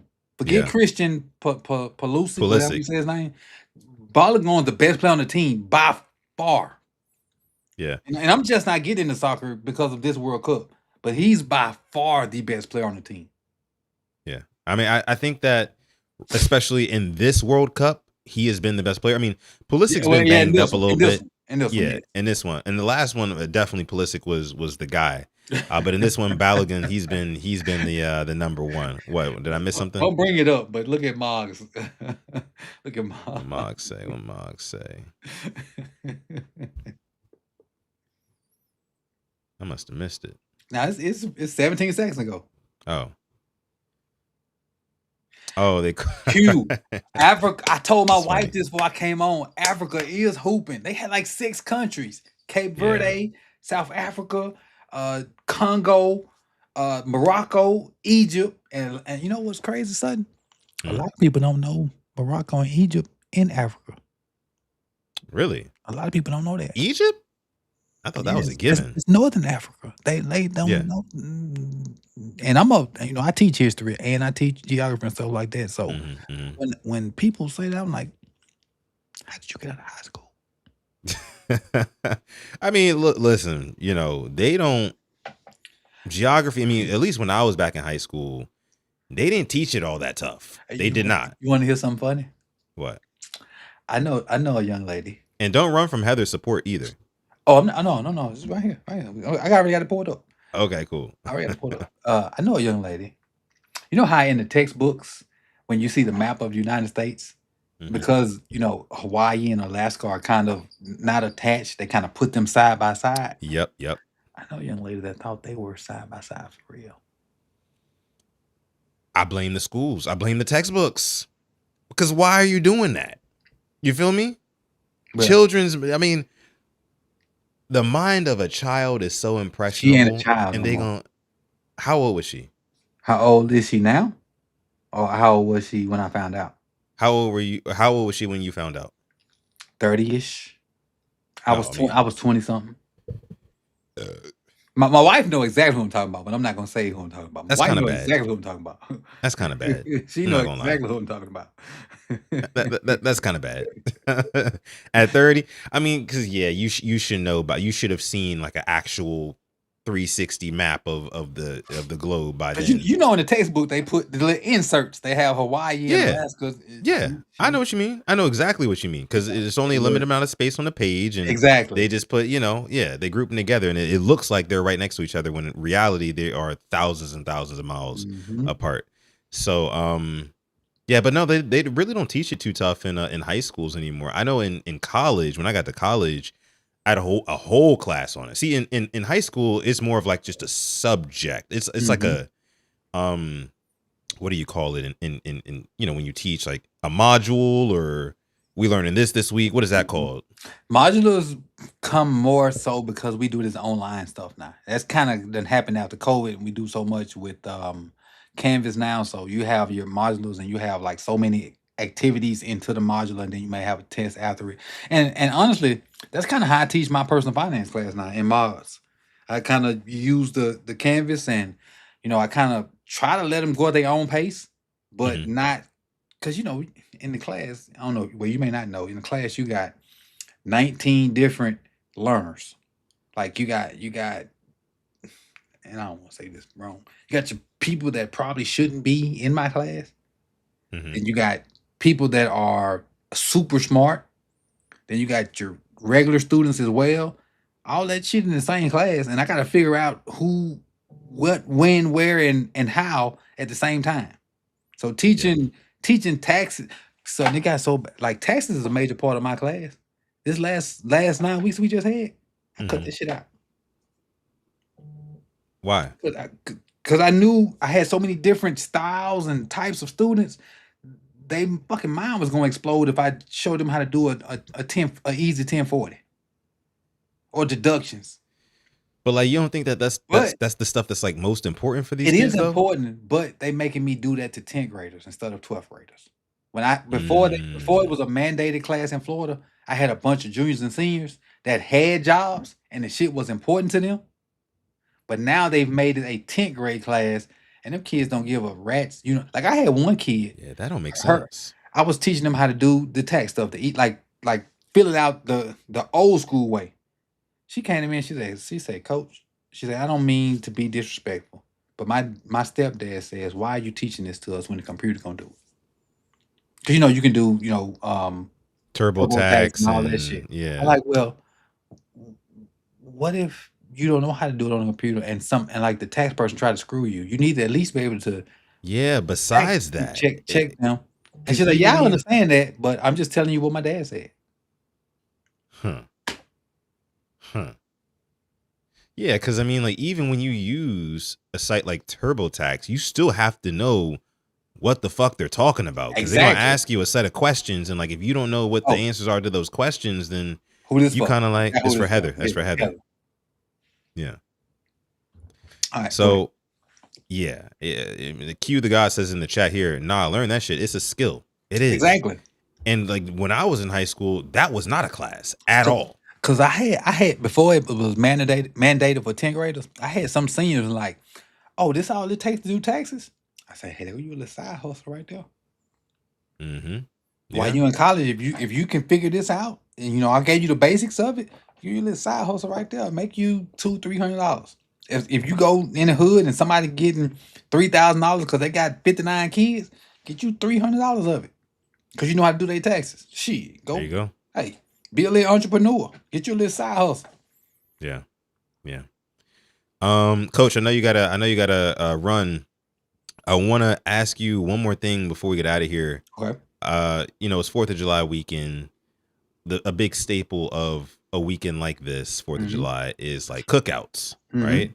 I want to know, like, what's your favorite cookout food, right? 4th of Ooh. July, what's your plate looking like? Oh, baked beans, vegetarian baked beans that somebody does so well.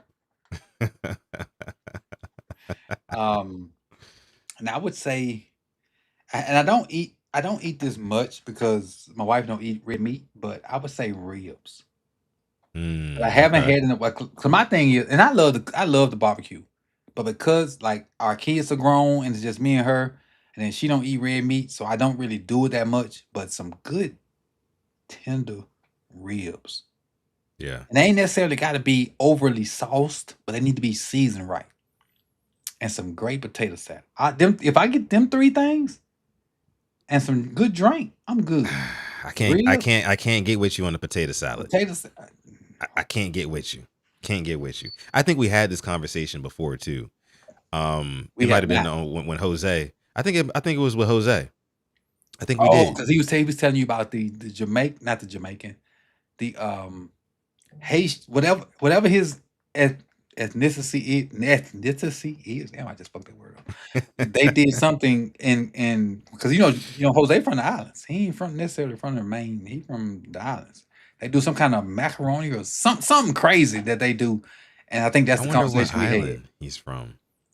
Oh, there you go, right there. He's still here. Island stuffing. He's still here.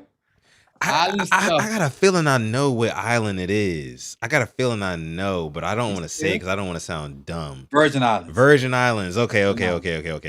Yeah. That wasn't what I was thinking, but Virgin Islands, that makes sense. Yeah, nah, just potato salad just never been my thing. Big dog, never been my thing. Ribs also, I'm not a fan. So you from the north, dog. You probably eat stuffing for Thanksgiving, don't you? I hate stuffing with all my heart. Get that shit out of here. Eat I dressing. hate it. Eat dressing. I didn't. Isn't it the same thing? No, it is not. Stuffing is what you Northerners, what you Yankees eat. Dressing is what we eat in the dirty. Call me a gringo. Dressing is what we eat in the dirty. Nah, dressing. Mason Dixon to get dressing. I had seafood dressing for the first time last year. Was it good? Yeah. My neighbor who is from Louisiana, he had made some seafood dressing. That dirty. That shit was hitting. It was so good. It was so good. But stuffing, nah, I never been a fan of stuffing. Don't want to get too deep on the Thanksgiving food. We'll get to that later in November. Yeah. But when it comes to the cookout food, my plate, I'm gonna need me a hot dog that's burnt to a crisp. Okay. Charred. You feel me? It gotta have a little black on it. Gotta have a little bit. Gotta have a little black. Motherfucker better be melanated all over. That's what I'm saying. Hold on, Heather. HFN. And I don't want to say that out loud. She asked me, do I eat chitlins? Yeah. HFN. I'm gonna leave it at that. Figure it out. Yeah, nah. What else on there? We don't eat no pig feet over here. Intestines. Yeah. That's what chitlins are. Pig intestines. I don't know how y'all do it. Anywho, she said no, because I got one that might throw y'all off too. So, like I said, hot dog. Of course, I need me a burger. Okay. With cheese. Dirty rice. I don't know if you had no dirty rice before, but dirty rice. Yeah, I've had dirty rice, but not for like a 4th of July food. Oh yeah. Because I mean, sides are interchangeable. You know what I mean? Like you could do what you want with sides. You can. Let me ask Heather something real quick, because she said she like pig feet too. Heather, do you like hog head cheese? Hog head? Excuse me? Excuse me? Hog head? What? Cheese. Who? Hog head cheese. My uncle used to own a little corner store, and that was one of his best sellers. You know how you used to go in the corner store and they would like slice your deli meat? Yeah. My uncle owned a store, and he was, lunch meat and ham and turkey and hog head cheese. One of the things that they would come in there and eat. And I don't know what the real name of it is, but I just know Uncle Frank used to cut some hog head cheese, and them jokers used to buy the crap out of it. Okay. All right. Sounds good. I don't know what the real name good, of but it like, is. if you like it, I love it. I don't know. I don't know if I'm with that. Now, I will say this though. I'm a big fan of. It's gonna sound crazy on the grill. Frog legs. They all right. Frog legs. Taste like chicken. They all right. Tastes like chicken. Well, see, to me, it's like a mixture between chicken and like lobster. They tough though. But they're not though. That's why I said chicken. Like, I guess it depends on who cooks them and how they cook them. Yeah, I mean, I'm saying like on the grill, just straight up fry them. They tough. Well, on the grill, I've never eaten them fried. They might be a little. I've never had them on the grill. I had them one time and they were fried. And they were they're so good on the grill. On the grill, it's like it's like a mixture between like chicken breasts and like lobster. Mm-hmm. You know, it's like the perfect mixture between like tough but also moist and a little bit gamey. It's so good. They're so good. Now, when you're eating it, it literally is like 2 frog legs. That's it. It look like somebody just cut the stomach and head off of a frog. Like literally. It's the bottom half. It looks kind of gross. It's the bottom half. Exactly. It's the legs. Obviously. Let me ask you this question. Yeah. How do you feel about crawfish? I've never had crawfish. Especially with you being out in Houston now. And that's what I'm saying. They're so big on it out here, coach. They're huge on it. And I've I never don't, I had it. And don't, every I time I don't, tell I somebody from don't out eat here, spicy food. they go That is the crazy. only spicy food I need my crawfish to make my nose run. See, so wait, crawfish is traditionally spicy? I didn't know that. For the most part, yeah. Well, does it depend on who make it and what they season it with, No, obviously. the shit better be spicy. At least you gotta make your nose run. If it don't make your nose run, don't Because I go would there no more. imagine it's naturally salty, right? It definitely is salty.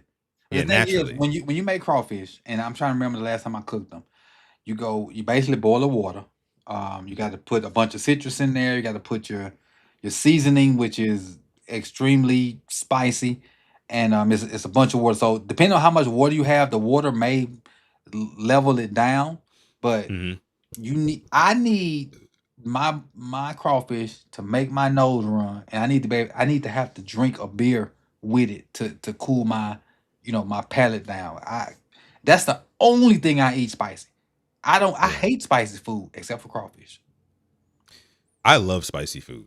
Me personally, I can't get enough of it. But I've never had crawfish though, so I got to try some. I mean, we've got so many different crawfish restaurants around, even Now, just in my area. I don't suck the head.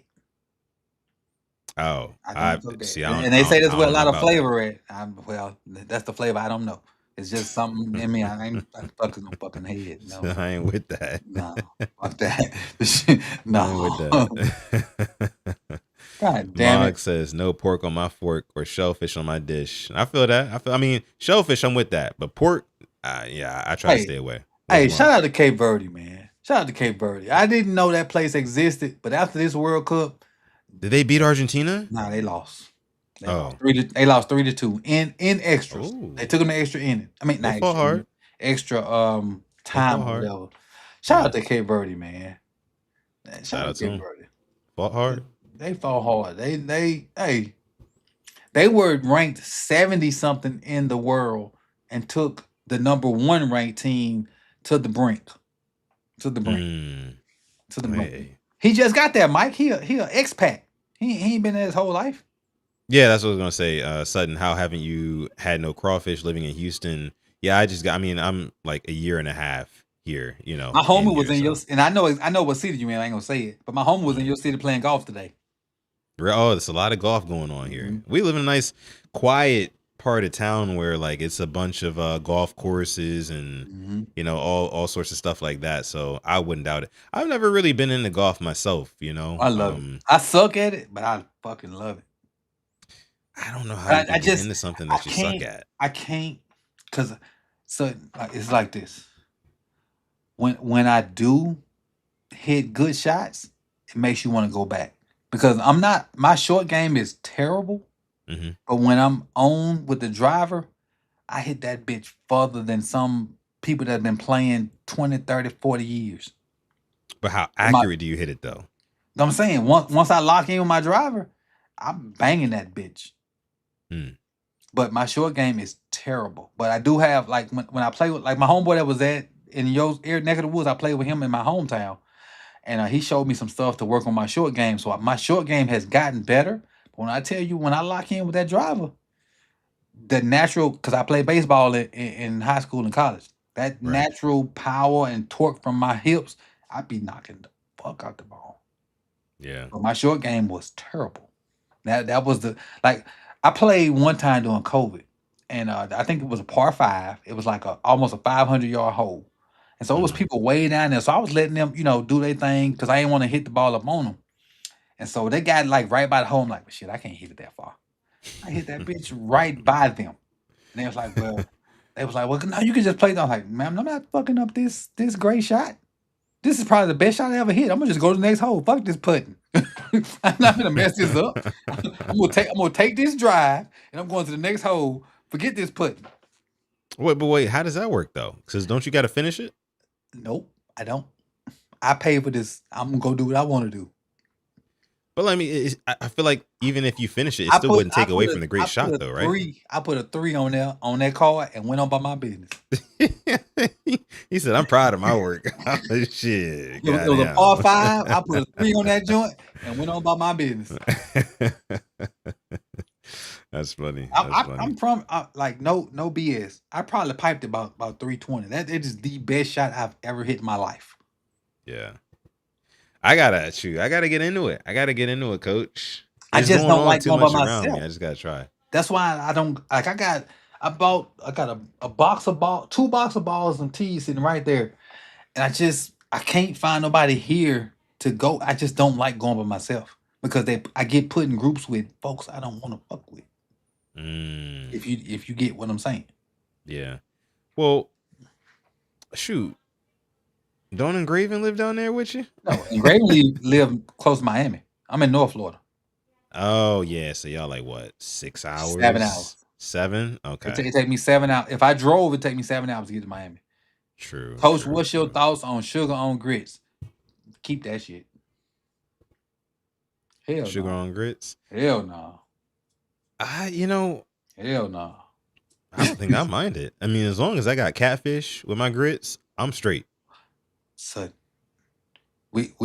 so we celebrating 10 years of marriage this year. And Okay, congratulations. Clap it up for that. 10 years. And so I'm gonna take a shot for that. I don't know about you. shit, I will too. Shit. Baby, we're taking a shot for 10 years. I don't know if 10 years. Everybody, listen, if you're watching right now, if you're part of the replay gang or the live chat, and you got a drink in your hand, we're going to toast up to 10 years. 10 years. Coach's marriage. That's what we're doing here. 10 years. Here we go. And 10 years. Actually, if you want to see the wedding, it's on YouTube. It's the only video on the Mrs.'s channel. It's the only video. Matter of fact, let's just throw a little snip. No, I'm gonna throw it up there. I'm gonna mute the sound. Hold on, I'll throw it up. I'm gonna mute the sound though, because it got some music in there that's copyright. Yeah. All right. Lots of congratulations in the chat. Appreciate y'all. While I try to go find this. Hold on.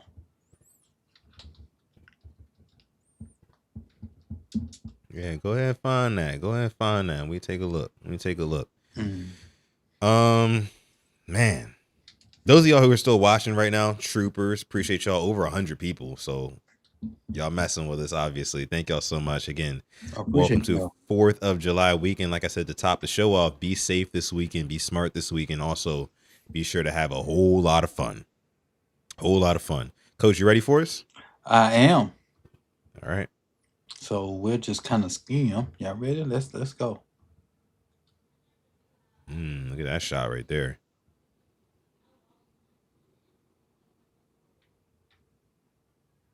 So obviously, the Vegas drone stuff, that's stock footage. We got married in Vegas at Paris, the casino. Okay. Wait, Paris? The casino? What is that called? What is that? Is it the Venetian? No, I think it was Paris, I think. Coach, I just celebrated 67 years. Wow. 67. Who is that? Mary Atkins. Wow. Mary Atkins just celebrated 67 years of marriage. I took a shot. My liver would break. Clap it up. Mary Atkins. Oh my goodness. Congratulations. 7 years. That is crazy. That's beautiful. Yeah, he went through all the different things, and that's, y'all know who that is. Nice B-roll there. Y'all know who that is. Man, our videographer was awesome. Our photographer was trash. So much that we didn't even buy the fucking pictures from the photographer. He was awesome. Luckily, see that guy right there? That's my cousin.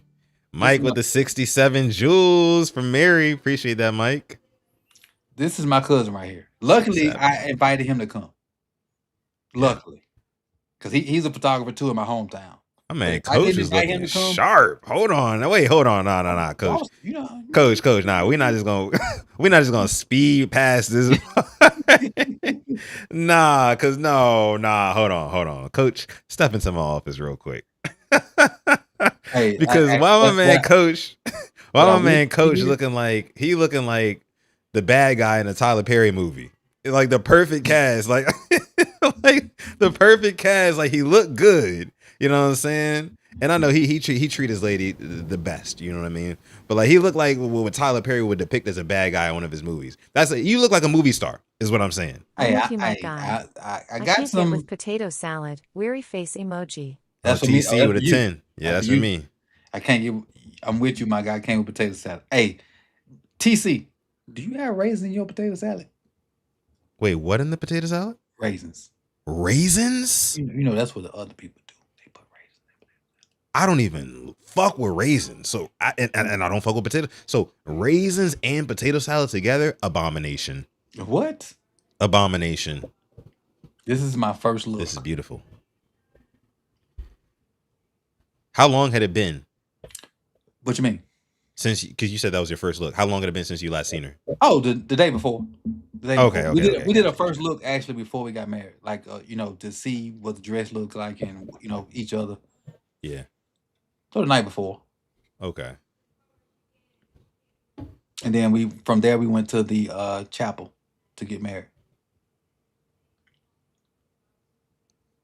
Beautiful, beautiful. This is the actual wedding. We had a opera singer there who's actually in the family, who sung opera like all over. Like she sing like when you listen to it without, because I got the sound turned off, you'll hear her singing opera, and she's actually sung all over the world singing opera. Okay. And then, fast forward, this is the wedding. Oh, that's my daughter. That's our daughter right there. No. This is my son. This is Okay. my mother. What my other son? My other son, you can't see him because his head is kind of afflicted. And this is, the bride's mother and father. Her side is red, my side is purple. That was your colors. Mm-hmm. Nice little prayer. There's my daughter. Saying our vows. For those that don't know, I used a little line from Bad Boys in my vows. We ride together, we die together. I put that in my vows. Yeah. And Nice, this nice. is the party afterwards. The party, bruh. The party, It was went lit. down. What? What did it go down? It wasn't. I just hate that I couldn't enjoy it as much because I was trying to make sure everything went as well as it was supposed to go. Mhm. We still got some of these bottles. Really? We crack one, like in a couple of days we'll crack one. Okay. The Yeah, bottle would say definitely got to. Mr. and Mrs. Yeah. We still got some of them. 10 years? Yeah, you definitely got to crack one of those. For sure. So this is my garter, so to speak. I threw the football instead of a traditional garter. Wait, your wife is a Delta? No. A lot of people in her family is. My wife just ain't. Oh, okay. Her mom is, her godmom is, friends, some of her friends are. She just not. I got you. Somebody put something in the chat that made me think that. Oh yeah, they might have saw something, but it's a bunch of Deltas in their family. I see. This lady was making food at like as you asked for it. When I tell you that, Made the order, huh? when I tell you this was so good. Real quick, this one from my boy TC. It all. TC, shout out to you, brother. Thank you for dropping the 10 piece. I ain't even get to taste it all. It was so good. Woo. Let me go show you my children's. These are my two boys right here. Okay. This is my namesake. This is Junior. He is this is 2020. He'll be 25 next month. And then this one, who's just turned 23 yesterday. Oh, son. Uh-oh. He just not getting to the point where he got a nice little job. He can kind of buy me gifts. Uh-huh. Man, I got this shit in the mail yesterday. Uh-oh. I was so happy. Woo! I don't know if you can see it, but it got some kind of like animal. It's like suede. Does that look like suede? It's like, what? Wait, put it in the camera again. I opened this box. I was like, oh, snap. He done went nuts. That look like suede to me. It's some kind of animal something. It ain't traditional suede. It's whatever it is, but I'm gonna rock the shit out of it. Those are nice. Those are nice. I like that. I like that. But yeah, he sent me that, and I was like, okay, good job. Okay, good job.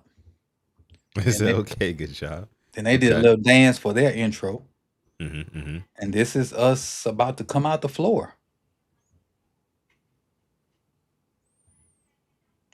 So that the whole little thing kind of came about the floor to like make your grand entrance. Yeah. And a little First dance, and food, cake, more dancing. Void, appreciate the jewels, Void. Oh, we had cotton candy at our wedding. Cotton candy. You know what? The more I'm watching this video, it's like I wish I would have been your videographer. I know you said your videographer was great, but like I see, because I'm a videographer first before I'm a photographer. That's what a lot of people don't know. And it's like, this is a good video, but like, so I got you right. Hold on. Say so once we finish, whenever you get free time, go back and actually watch the whole thing, and then come back and tell me how you would have, did whatever. Because right now, I'm just hitting snippets and whatnot. No, it's a great video. I could tell it's a great video. It's just like, I like to, like, when I know, like, like my friends are having weddings and stuff, and I know I didn't know you at the time, obviously, but like, I always like to shoot all of my friends' like biggest moments and stuff like that. I treat it as like my passion project. I hardly even charge my friends when I do like events and for them and stuff like that. I look at it as like something for like my portfolio. I really do photography and videography as like a hobby now, and that's what makes it even more special for me, because like I'm not looking to really get paid for it anymore. I'm just looking to do it for the fun of it, and that's when I get my best results, my best work. But this is beautiful. Oh, you already know when the party get to going, it get crazy. It went down. And actually, her brother performed for us. Her brother, like, do rap on the side, but this is my Omega stuff right here. Okay. All these brothers right here, Omegas. The Q Sci-Fi. Yeah, it's like half the people on my dad's side of the family are Qs. Jared Green dropping the 2-piece in the chat says, hopefully I meet the right ones like you brothers. Hey, they out there. Yeah, definitely. They out there. You just gotta find. Way I say it, a lot of people be spiteful over the opposite sex, but way I say it, look, it's 4 billion people of the opposite sex. If you go that way, right? Right. If you can't find nobody, and if you toxic out here thinking that everybody else of the opposite sex is like toxic or out to get you, then that's a skill issue. Right. I'll just say that. Like, just be yourself. Just be yourself. Focus on you and be yourself, and the right ones will come to you. You literally turn into a magnet when you focus on yourself and you do you. You turn into a magnet. Appreciate you, Jared, though, for dropping the 2-piece in the chat over on Coach's channel. Jared. You will meet the right one. You will meet the right one. Have faith. His fancy pants says y'all was in there wilding out. Was we? I got look. I'm gonna stop right here. I got a homeboy that got married the day after me. That was kind of in my wedding. He got married the day after me in Vegas. Yeah. This son gonna grab the mic and had the DJ to start playing "Freaking You." See, those are the ones you got to watch out for. I had some pastors at my wedding. Like, hey, I had to go run get the mic. Hey, bro, you chill. I had to go grab the mic. Like, hey, chill, dog. Hey, there's always that one at the wedding. You got to go get the mic from him. Hey, all right, sit down. You need to sit down. All right, look. That one time we was in goddamn Turks and Caicos. You don't need to bring that up. Okay. The thing. This is our niece playing the violin, and it's her sister that sung opera. So just imagine this family. Her sister sings opera. She plays the violin. It's crazy. Crazy. That's some talent. We had a great time. But so the video is on my wife's channel. This is the only video on there. So if y'all want to see it, go to Lady of Distinction. No, it's LODIS 22, or just type in Ivan and Natasha's wedding. But come our anniversary. If you follow me on socials, I will be like tweeting it out over and over again because that's what I do on our wedding anniversary. Okay. Okay. 10 years of marriage. Again, we do have to salute that and clap that up. Yeah, That's awesome, coach. That's awesome, coach. And then Mary Atkins as well. 67 years of marriage. 67, man. 67. That's What are we talking crazy. about, man? I feel like I'm old. It ain't even 50 yet. 67? 67. Shout out to Mary, man. I was in my car driving today, coach. I'm not even gonna lie to you in chat. I was in my car driving today, and I was thinking to myself, like, I'm 30 years old, and I'm not yet married. Soon come. But like, I'll never reach. And I heard your question, coach. I got you in a second. I'll never reach. And Afia with the 67 jewels. Appreciate you, Afia. I'll never reach 67 years of marriage because I'm already 30. You know what I'm saying? Unless by that time they come up with some sort of technology and make people live longer. Maybe they will. I don't know. Oh, I'm reaching 67. For sure. The Lord got me. I'm reaching 67. The Lord got you me. reaching 67? I'm talking about 67 years of marriage. Yeah, that's what I'm talking about. The Lord got me. I'm reaching 67. And I'm saying, like, I don't know if I'm gonna reach 67 years. Cause like I would have to live for a long time. That's a long time. Void 67 jewels. Appreciate that, brother. Yeah, that would put you. So just say you got married tomorrow. That puts Yeah. you at 97. I know. And honestly, coach, like, God willing, I would love to live to 97. I don't know if I would. I mean, I'm hoping. I'm praying. I want 90 something.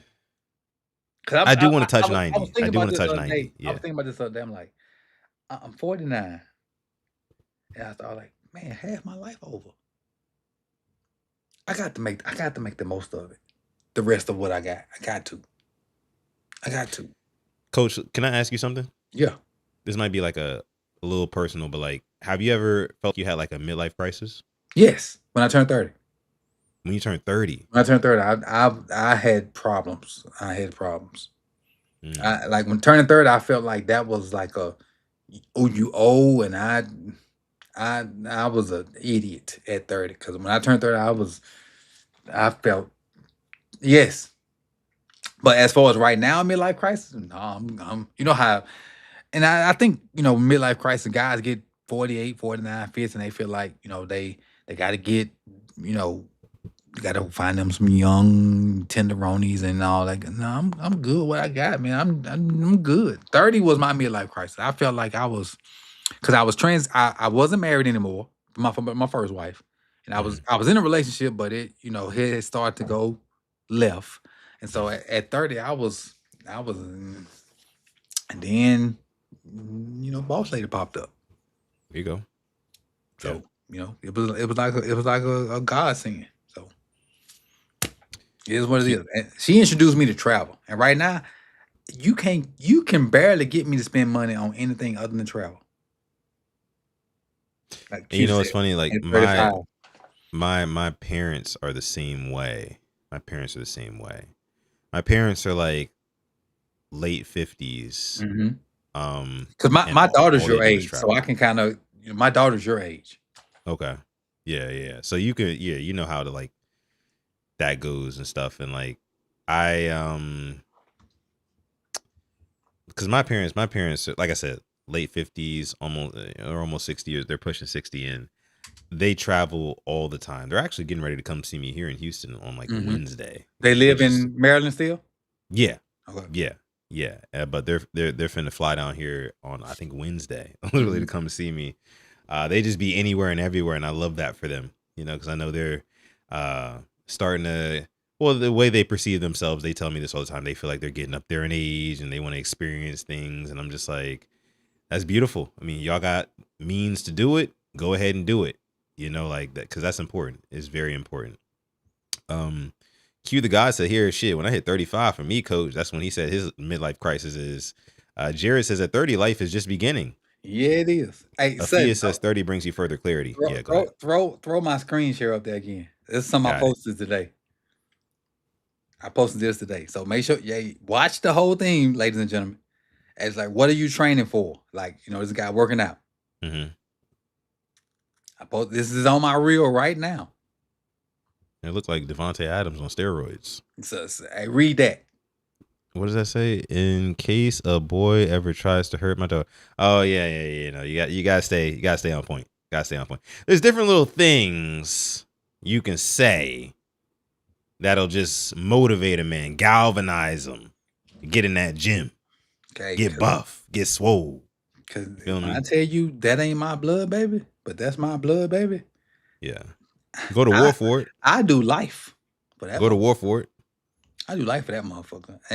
And I almost lost my job for that motherfucker. I put paws on him. Hey, don't fuck my baby. Yeah. Put paws on him. The pause. Look, that's the thing. You got daughters, which I don't have kids, but like you got daughters, you got kids in general. Like, yeah, you put pause, you go to war for them, right? Yeah. But if you don't have children and you still need a reason to like stay dangerous, that is it. And if you a man, you know what they say. Yeah, I don't know if you know the saying, Coach, but as a man, if one man can hold you down, two could.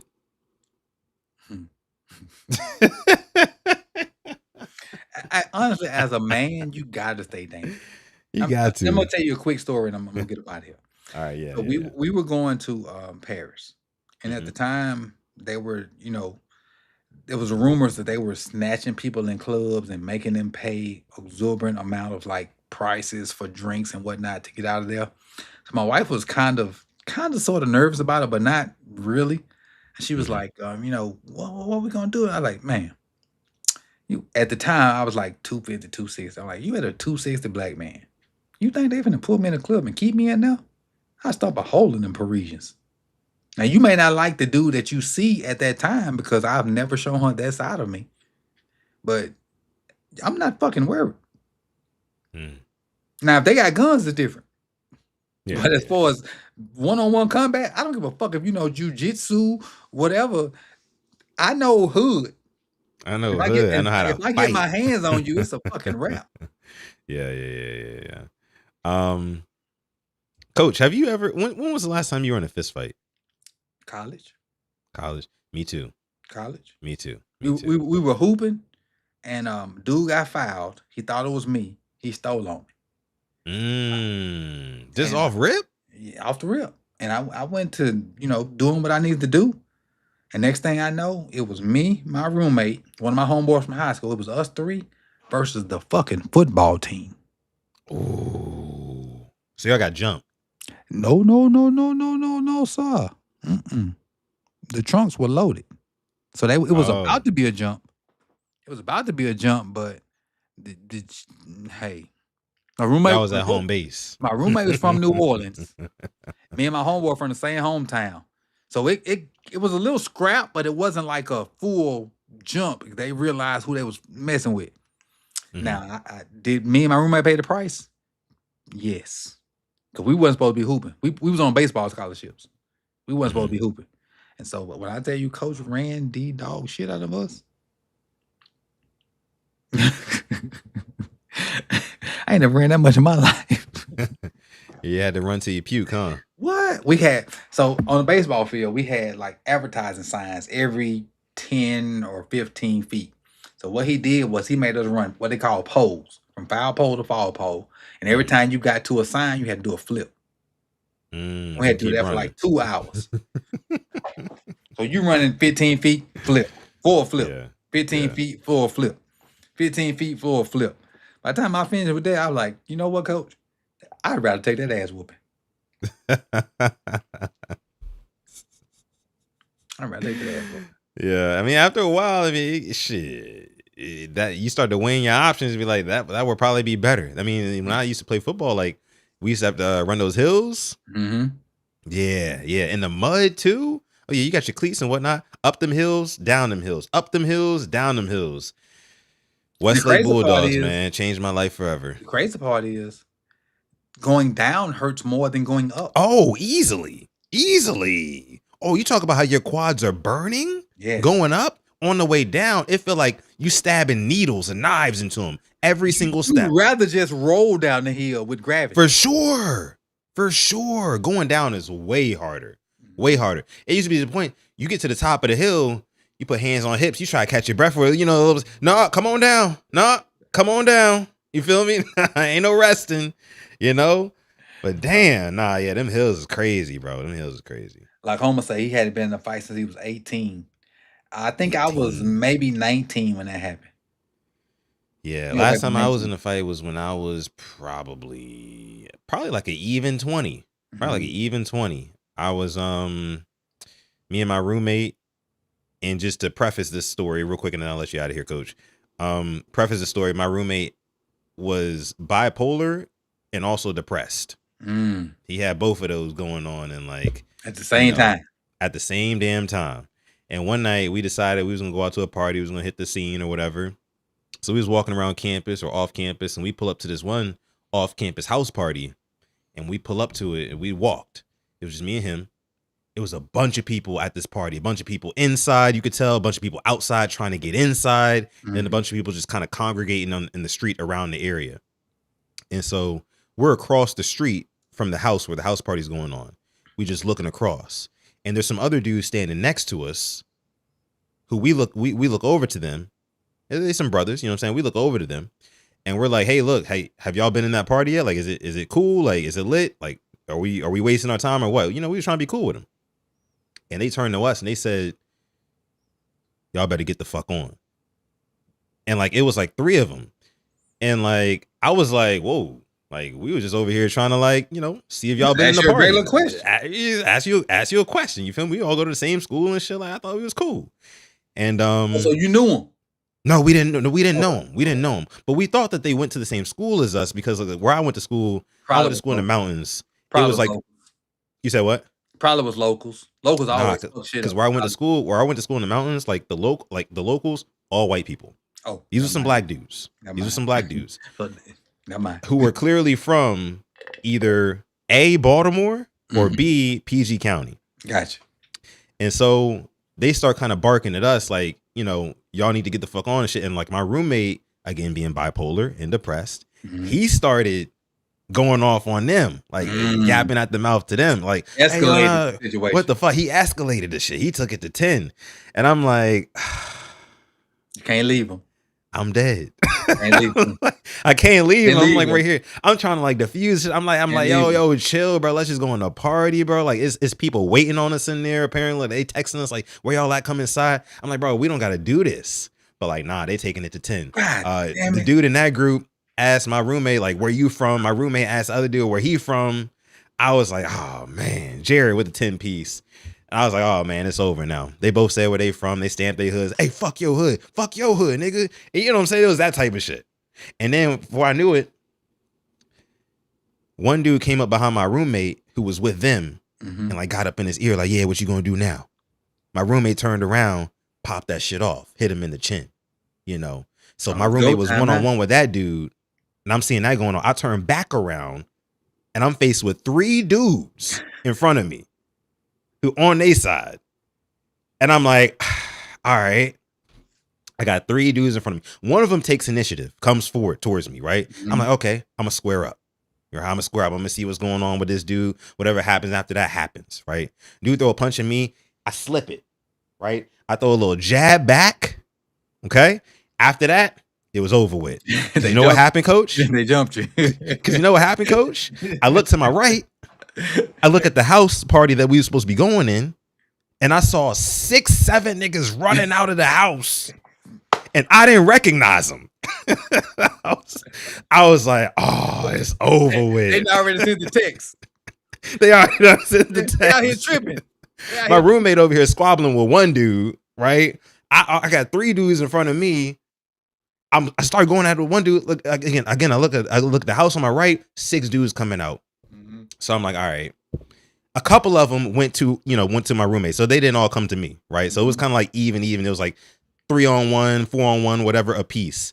But long story short, man, I just had to take the L. You feel me? I couldn't like take all of them at the same time. I just had to cover up. Feel me? Your boy Hey. Sutton was like, I was like this.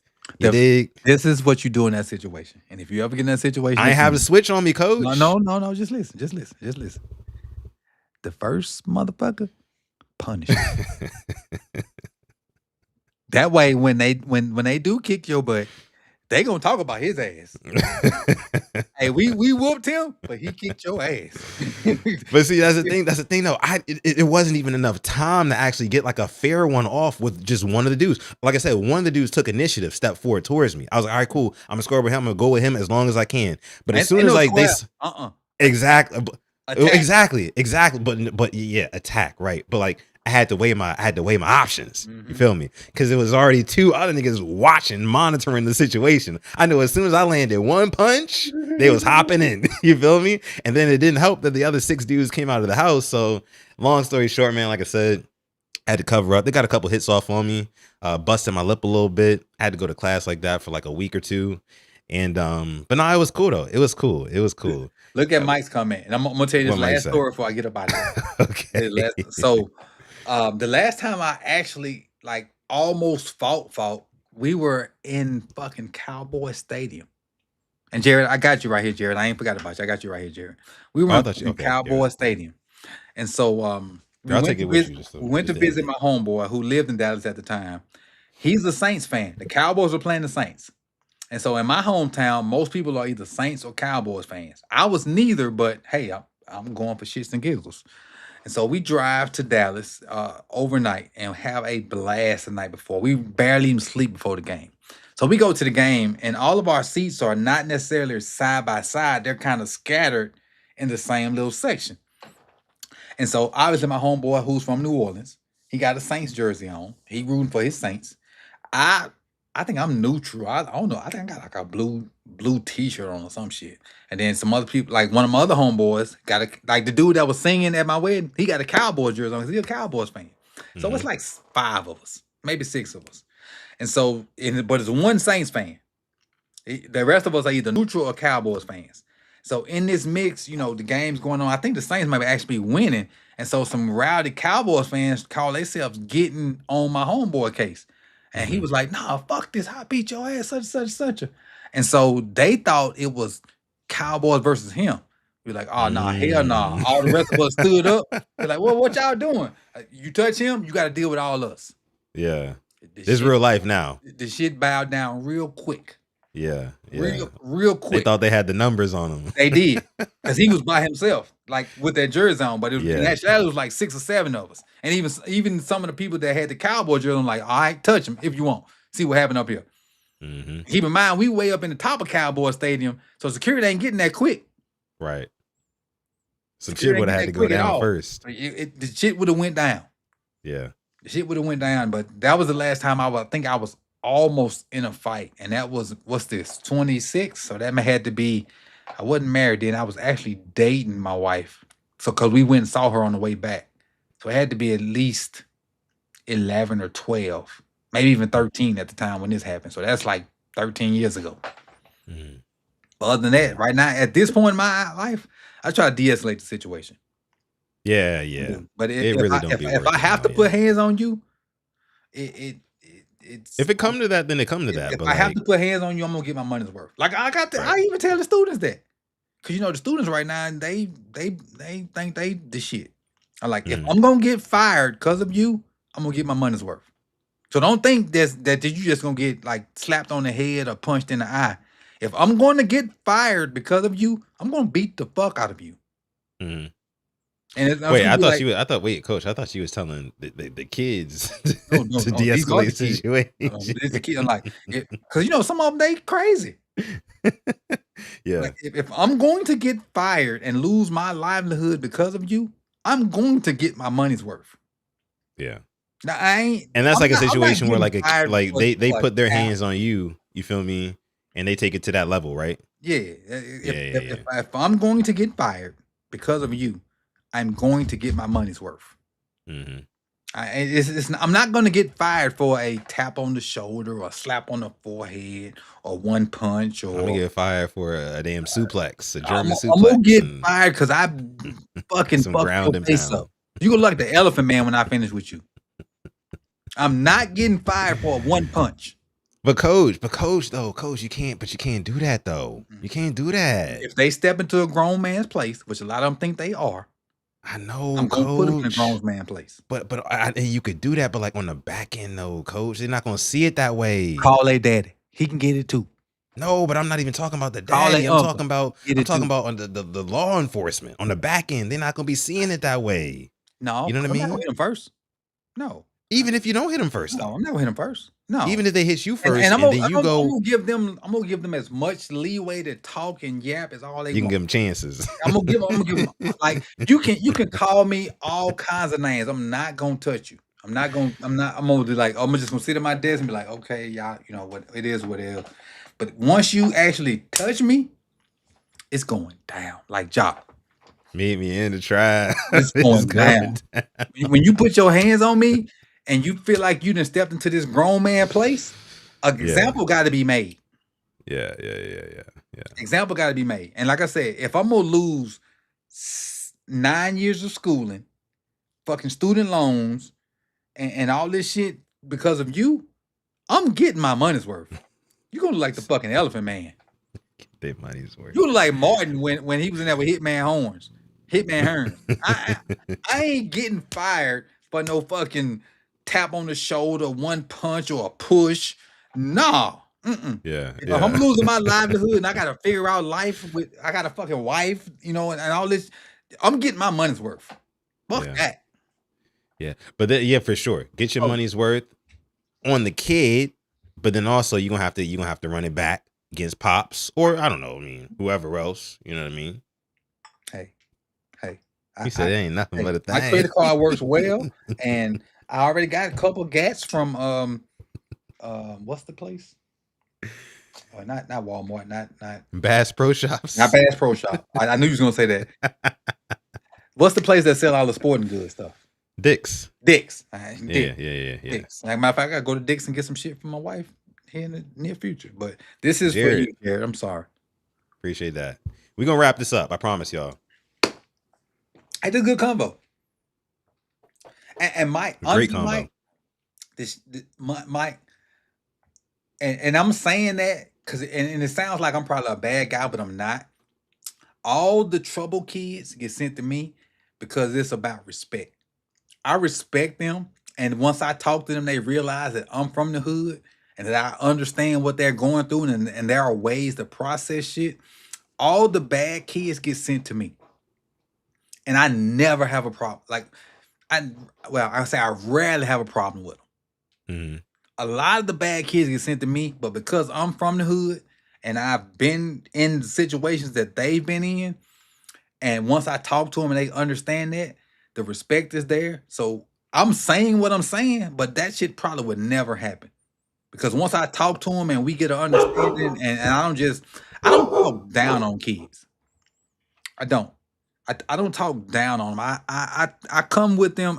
I reciprocate energy, and I tell them that on day one. Whatever energy you come to me with, I'm gonna double it. If you come to me as an asshole, I'm gonna double that shit. If you come to me with great energy, I'm gonna be the greatest guy you ever met. Whatever you bring to me, I'm gonna double it. Eat like this. Because people got to know that they got to know the lesson. You got to treat people how you want to be treated. Exactly. And I know as a teacher, if I come to you with I'm better than you energy, that shit ain't gonna work. That shit ain't gonna work. And I'll tell you this, I live statistically, well, not I live, I work in the poorest zip code in Florida. So I know what I'm dealing with. I have a better purpose at the job I'm at now. I was at a job across town that was kind of privileged, and it was okay. Job was kind of gravy, but my purpose is to be here with these kids that come from the shit I come from. That need the help. That need you can provide, yeah. Like I teach personal finance. I had seniors at one point, juniors and seniors. I went to Whataburger one morning before work at like maybe 6:30. And this young lady was like, "Coach, I've been looking for you. I finally got the credit card. I don't know what to do with it." So I held the fucking Whataburger line up to kind of mentor that lady. I'm like, "Look," I say, "Do you have Netflix?" She was like, "Yeah, I do." I said, "Okay, well, put your Netflix thing on there." That way you can pay that every month. That way you ain't getting credit card. You ain't even buying shit that you can't pay every month. And I told her, I was like, look, whatever you put on there, have the money for it in your account. So if you're gonna use Netflix, you know you get paid every 2 weeks, you got that money there. If you want to go to the store and like buy yourself an outfit for a little party or something, instead of paying cash, pay it on a credit card, wait 2 weeks, then pay it off. Just little simple stuff to kind of build your credit. And kids from the hood need stuff like that because they ain't got parents that know. Hell, my fucking parents ain't know about credit. Hell, I'm 49 and I'm still fucking learning. But see, that's why I was saying like earlier in the show, like, you know, the classes that they teach about taxes and then credit cards. That's why that shit is so important in It's high mandatory school. now in Florida. Yeah, used to not it be. was. I don't think it's mandatory now in Maryland. Like, because that's where I grew up. You know, that's where I went to school and stuff. It hasn't been mandatory in Maryland like ever since I've been there. So it's important though. It's important. Voight said he has a degree in exercise science. People, don't write that shit off. When like the hardest fucking classes I had were fucking PE classes. When you had to learn inversion, eversion, and all the different ways the fucking body move. Man, can't no dummies be in sports. That shit No, hard. definitely My undergrad degree is sports management with coaching. My first master's is in physical education. My second master's in ed leadership. That physical education, that shit was hard as fuck. Because you had a lot of exercise science in there. That shit was hard. And a lot of studying. You got to do a lot. It's a lot of text you got to go through. My wife that's the for other sure. day, I walked into a class. I think it was a anatomy and physiology class. I sat in the back with a bunch of the football players at Southern Mississippi. My undergrad's from Southern Mississippi, if y'all don't know. Even though I love Alcorn, my undergrad is Southern Mississippi. My master's is from Alcorn. I sat in the back with a bunch of football players. This lady walked back there during class. She say, "Most of y'all failed my class." I said, "Y'all?" She's like, "Yeah, football players." Keep in mind, I'm older because I had a baby and shit at the time when I went back. I was like, "Y'all fucking failed in this class. What the fuck you talking about?" And so I didn't fail it. I didn't have a great grade either. I had a fucking C, but I got up out of there. So yeah, I didn't pass it with flying colors, but I passed it though. I'm not failing. She challenged me, and I was like, I was on that shit, and I was so proud of that C. But the rest of my stuff was all A's at Southern Mississippi. There you go. So it was. Hey, it is what it is. That's a little bit about me, and it is what it is.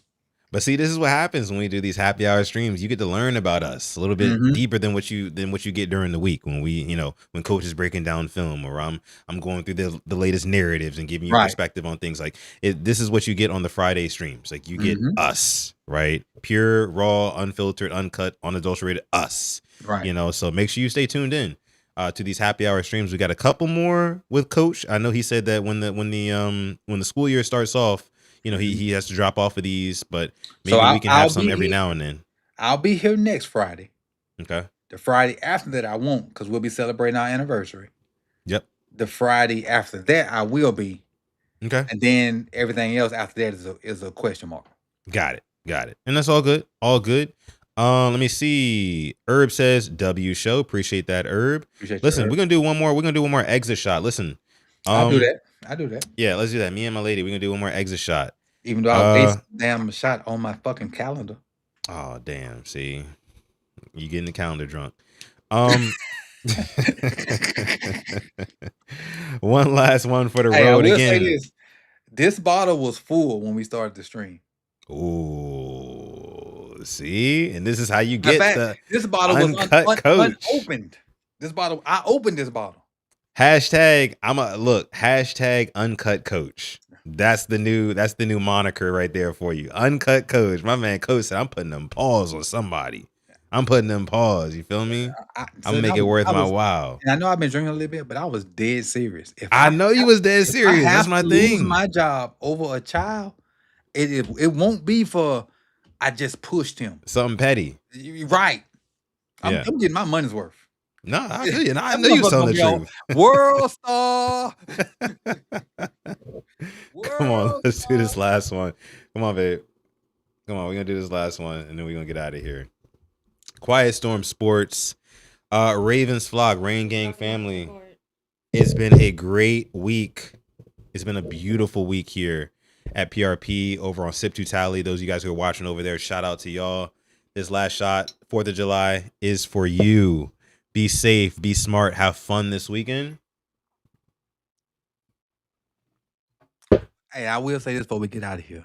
Yeah. You two are a little bit of inspiration for me to take my lazy butt to the gym. Hey, Chris! Chris got in here late. This will be like I said, you two are inspiration to take my lazy butt to the gym. I be seeing y'all at gym workout. Like, I gotta go.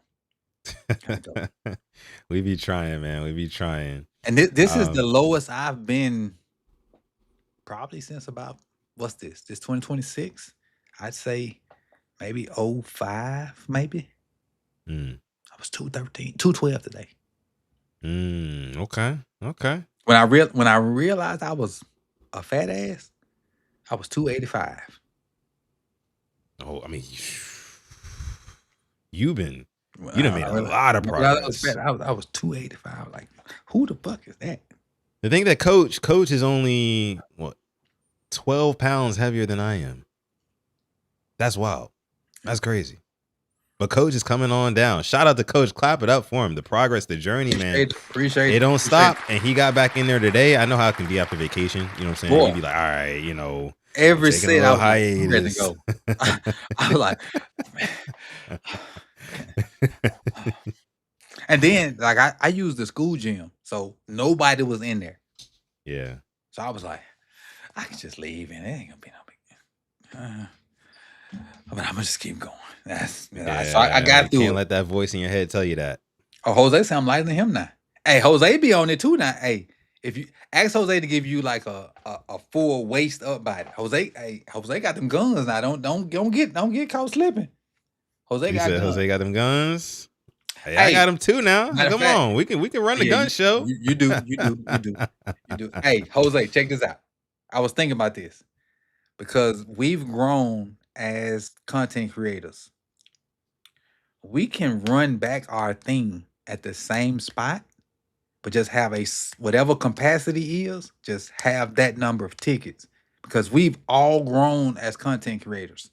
So we can run our little meetup at the same spot, but instead of like we were stressing about selling our tickets, we can just have a certain amount, and I think we should be good. But we'll talk about that, I'm just throwing that idea out there to you, Jose, but we can talk about that, off camera. Because we've all grown as creators. So we can kind of run it back, maybe even at the same spot, but just have a limited amount of tickets because I think we'll sell out. Because that was 4 or 5 years ago. We've all grown since then. I wasn't even there. Like I said, you add Sutton into the mix. I know Sutton wouldn't mind going home for a weekend. Not at all. So not at all. Just a thought. And it is 2 hours Nigerian night, man. I gotta go.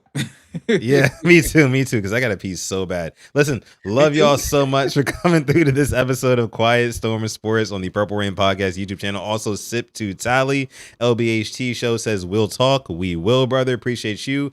Be safe. Have fun. Be smart on this July 4th weekend to everybody. Please be sure also like the video on both channels. Subscribe to both channels. Hype this video. Hashtag replay gang. My guy, Coach, giving you a send-off look at the bottle there, the mezcal. We've been going crazy on it tonight. Join us next week for Happy Hour Friday. Until then, we'll see y'all in the next one. Peace.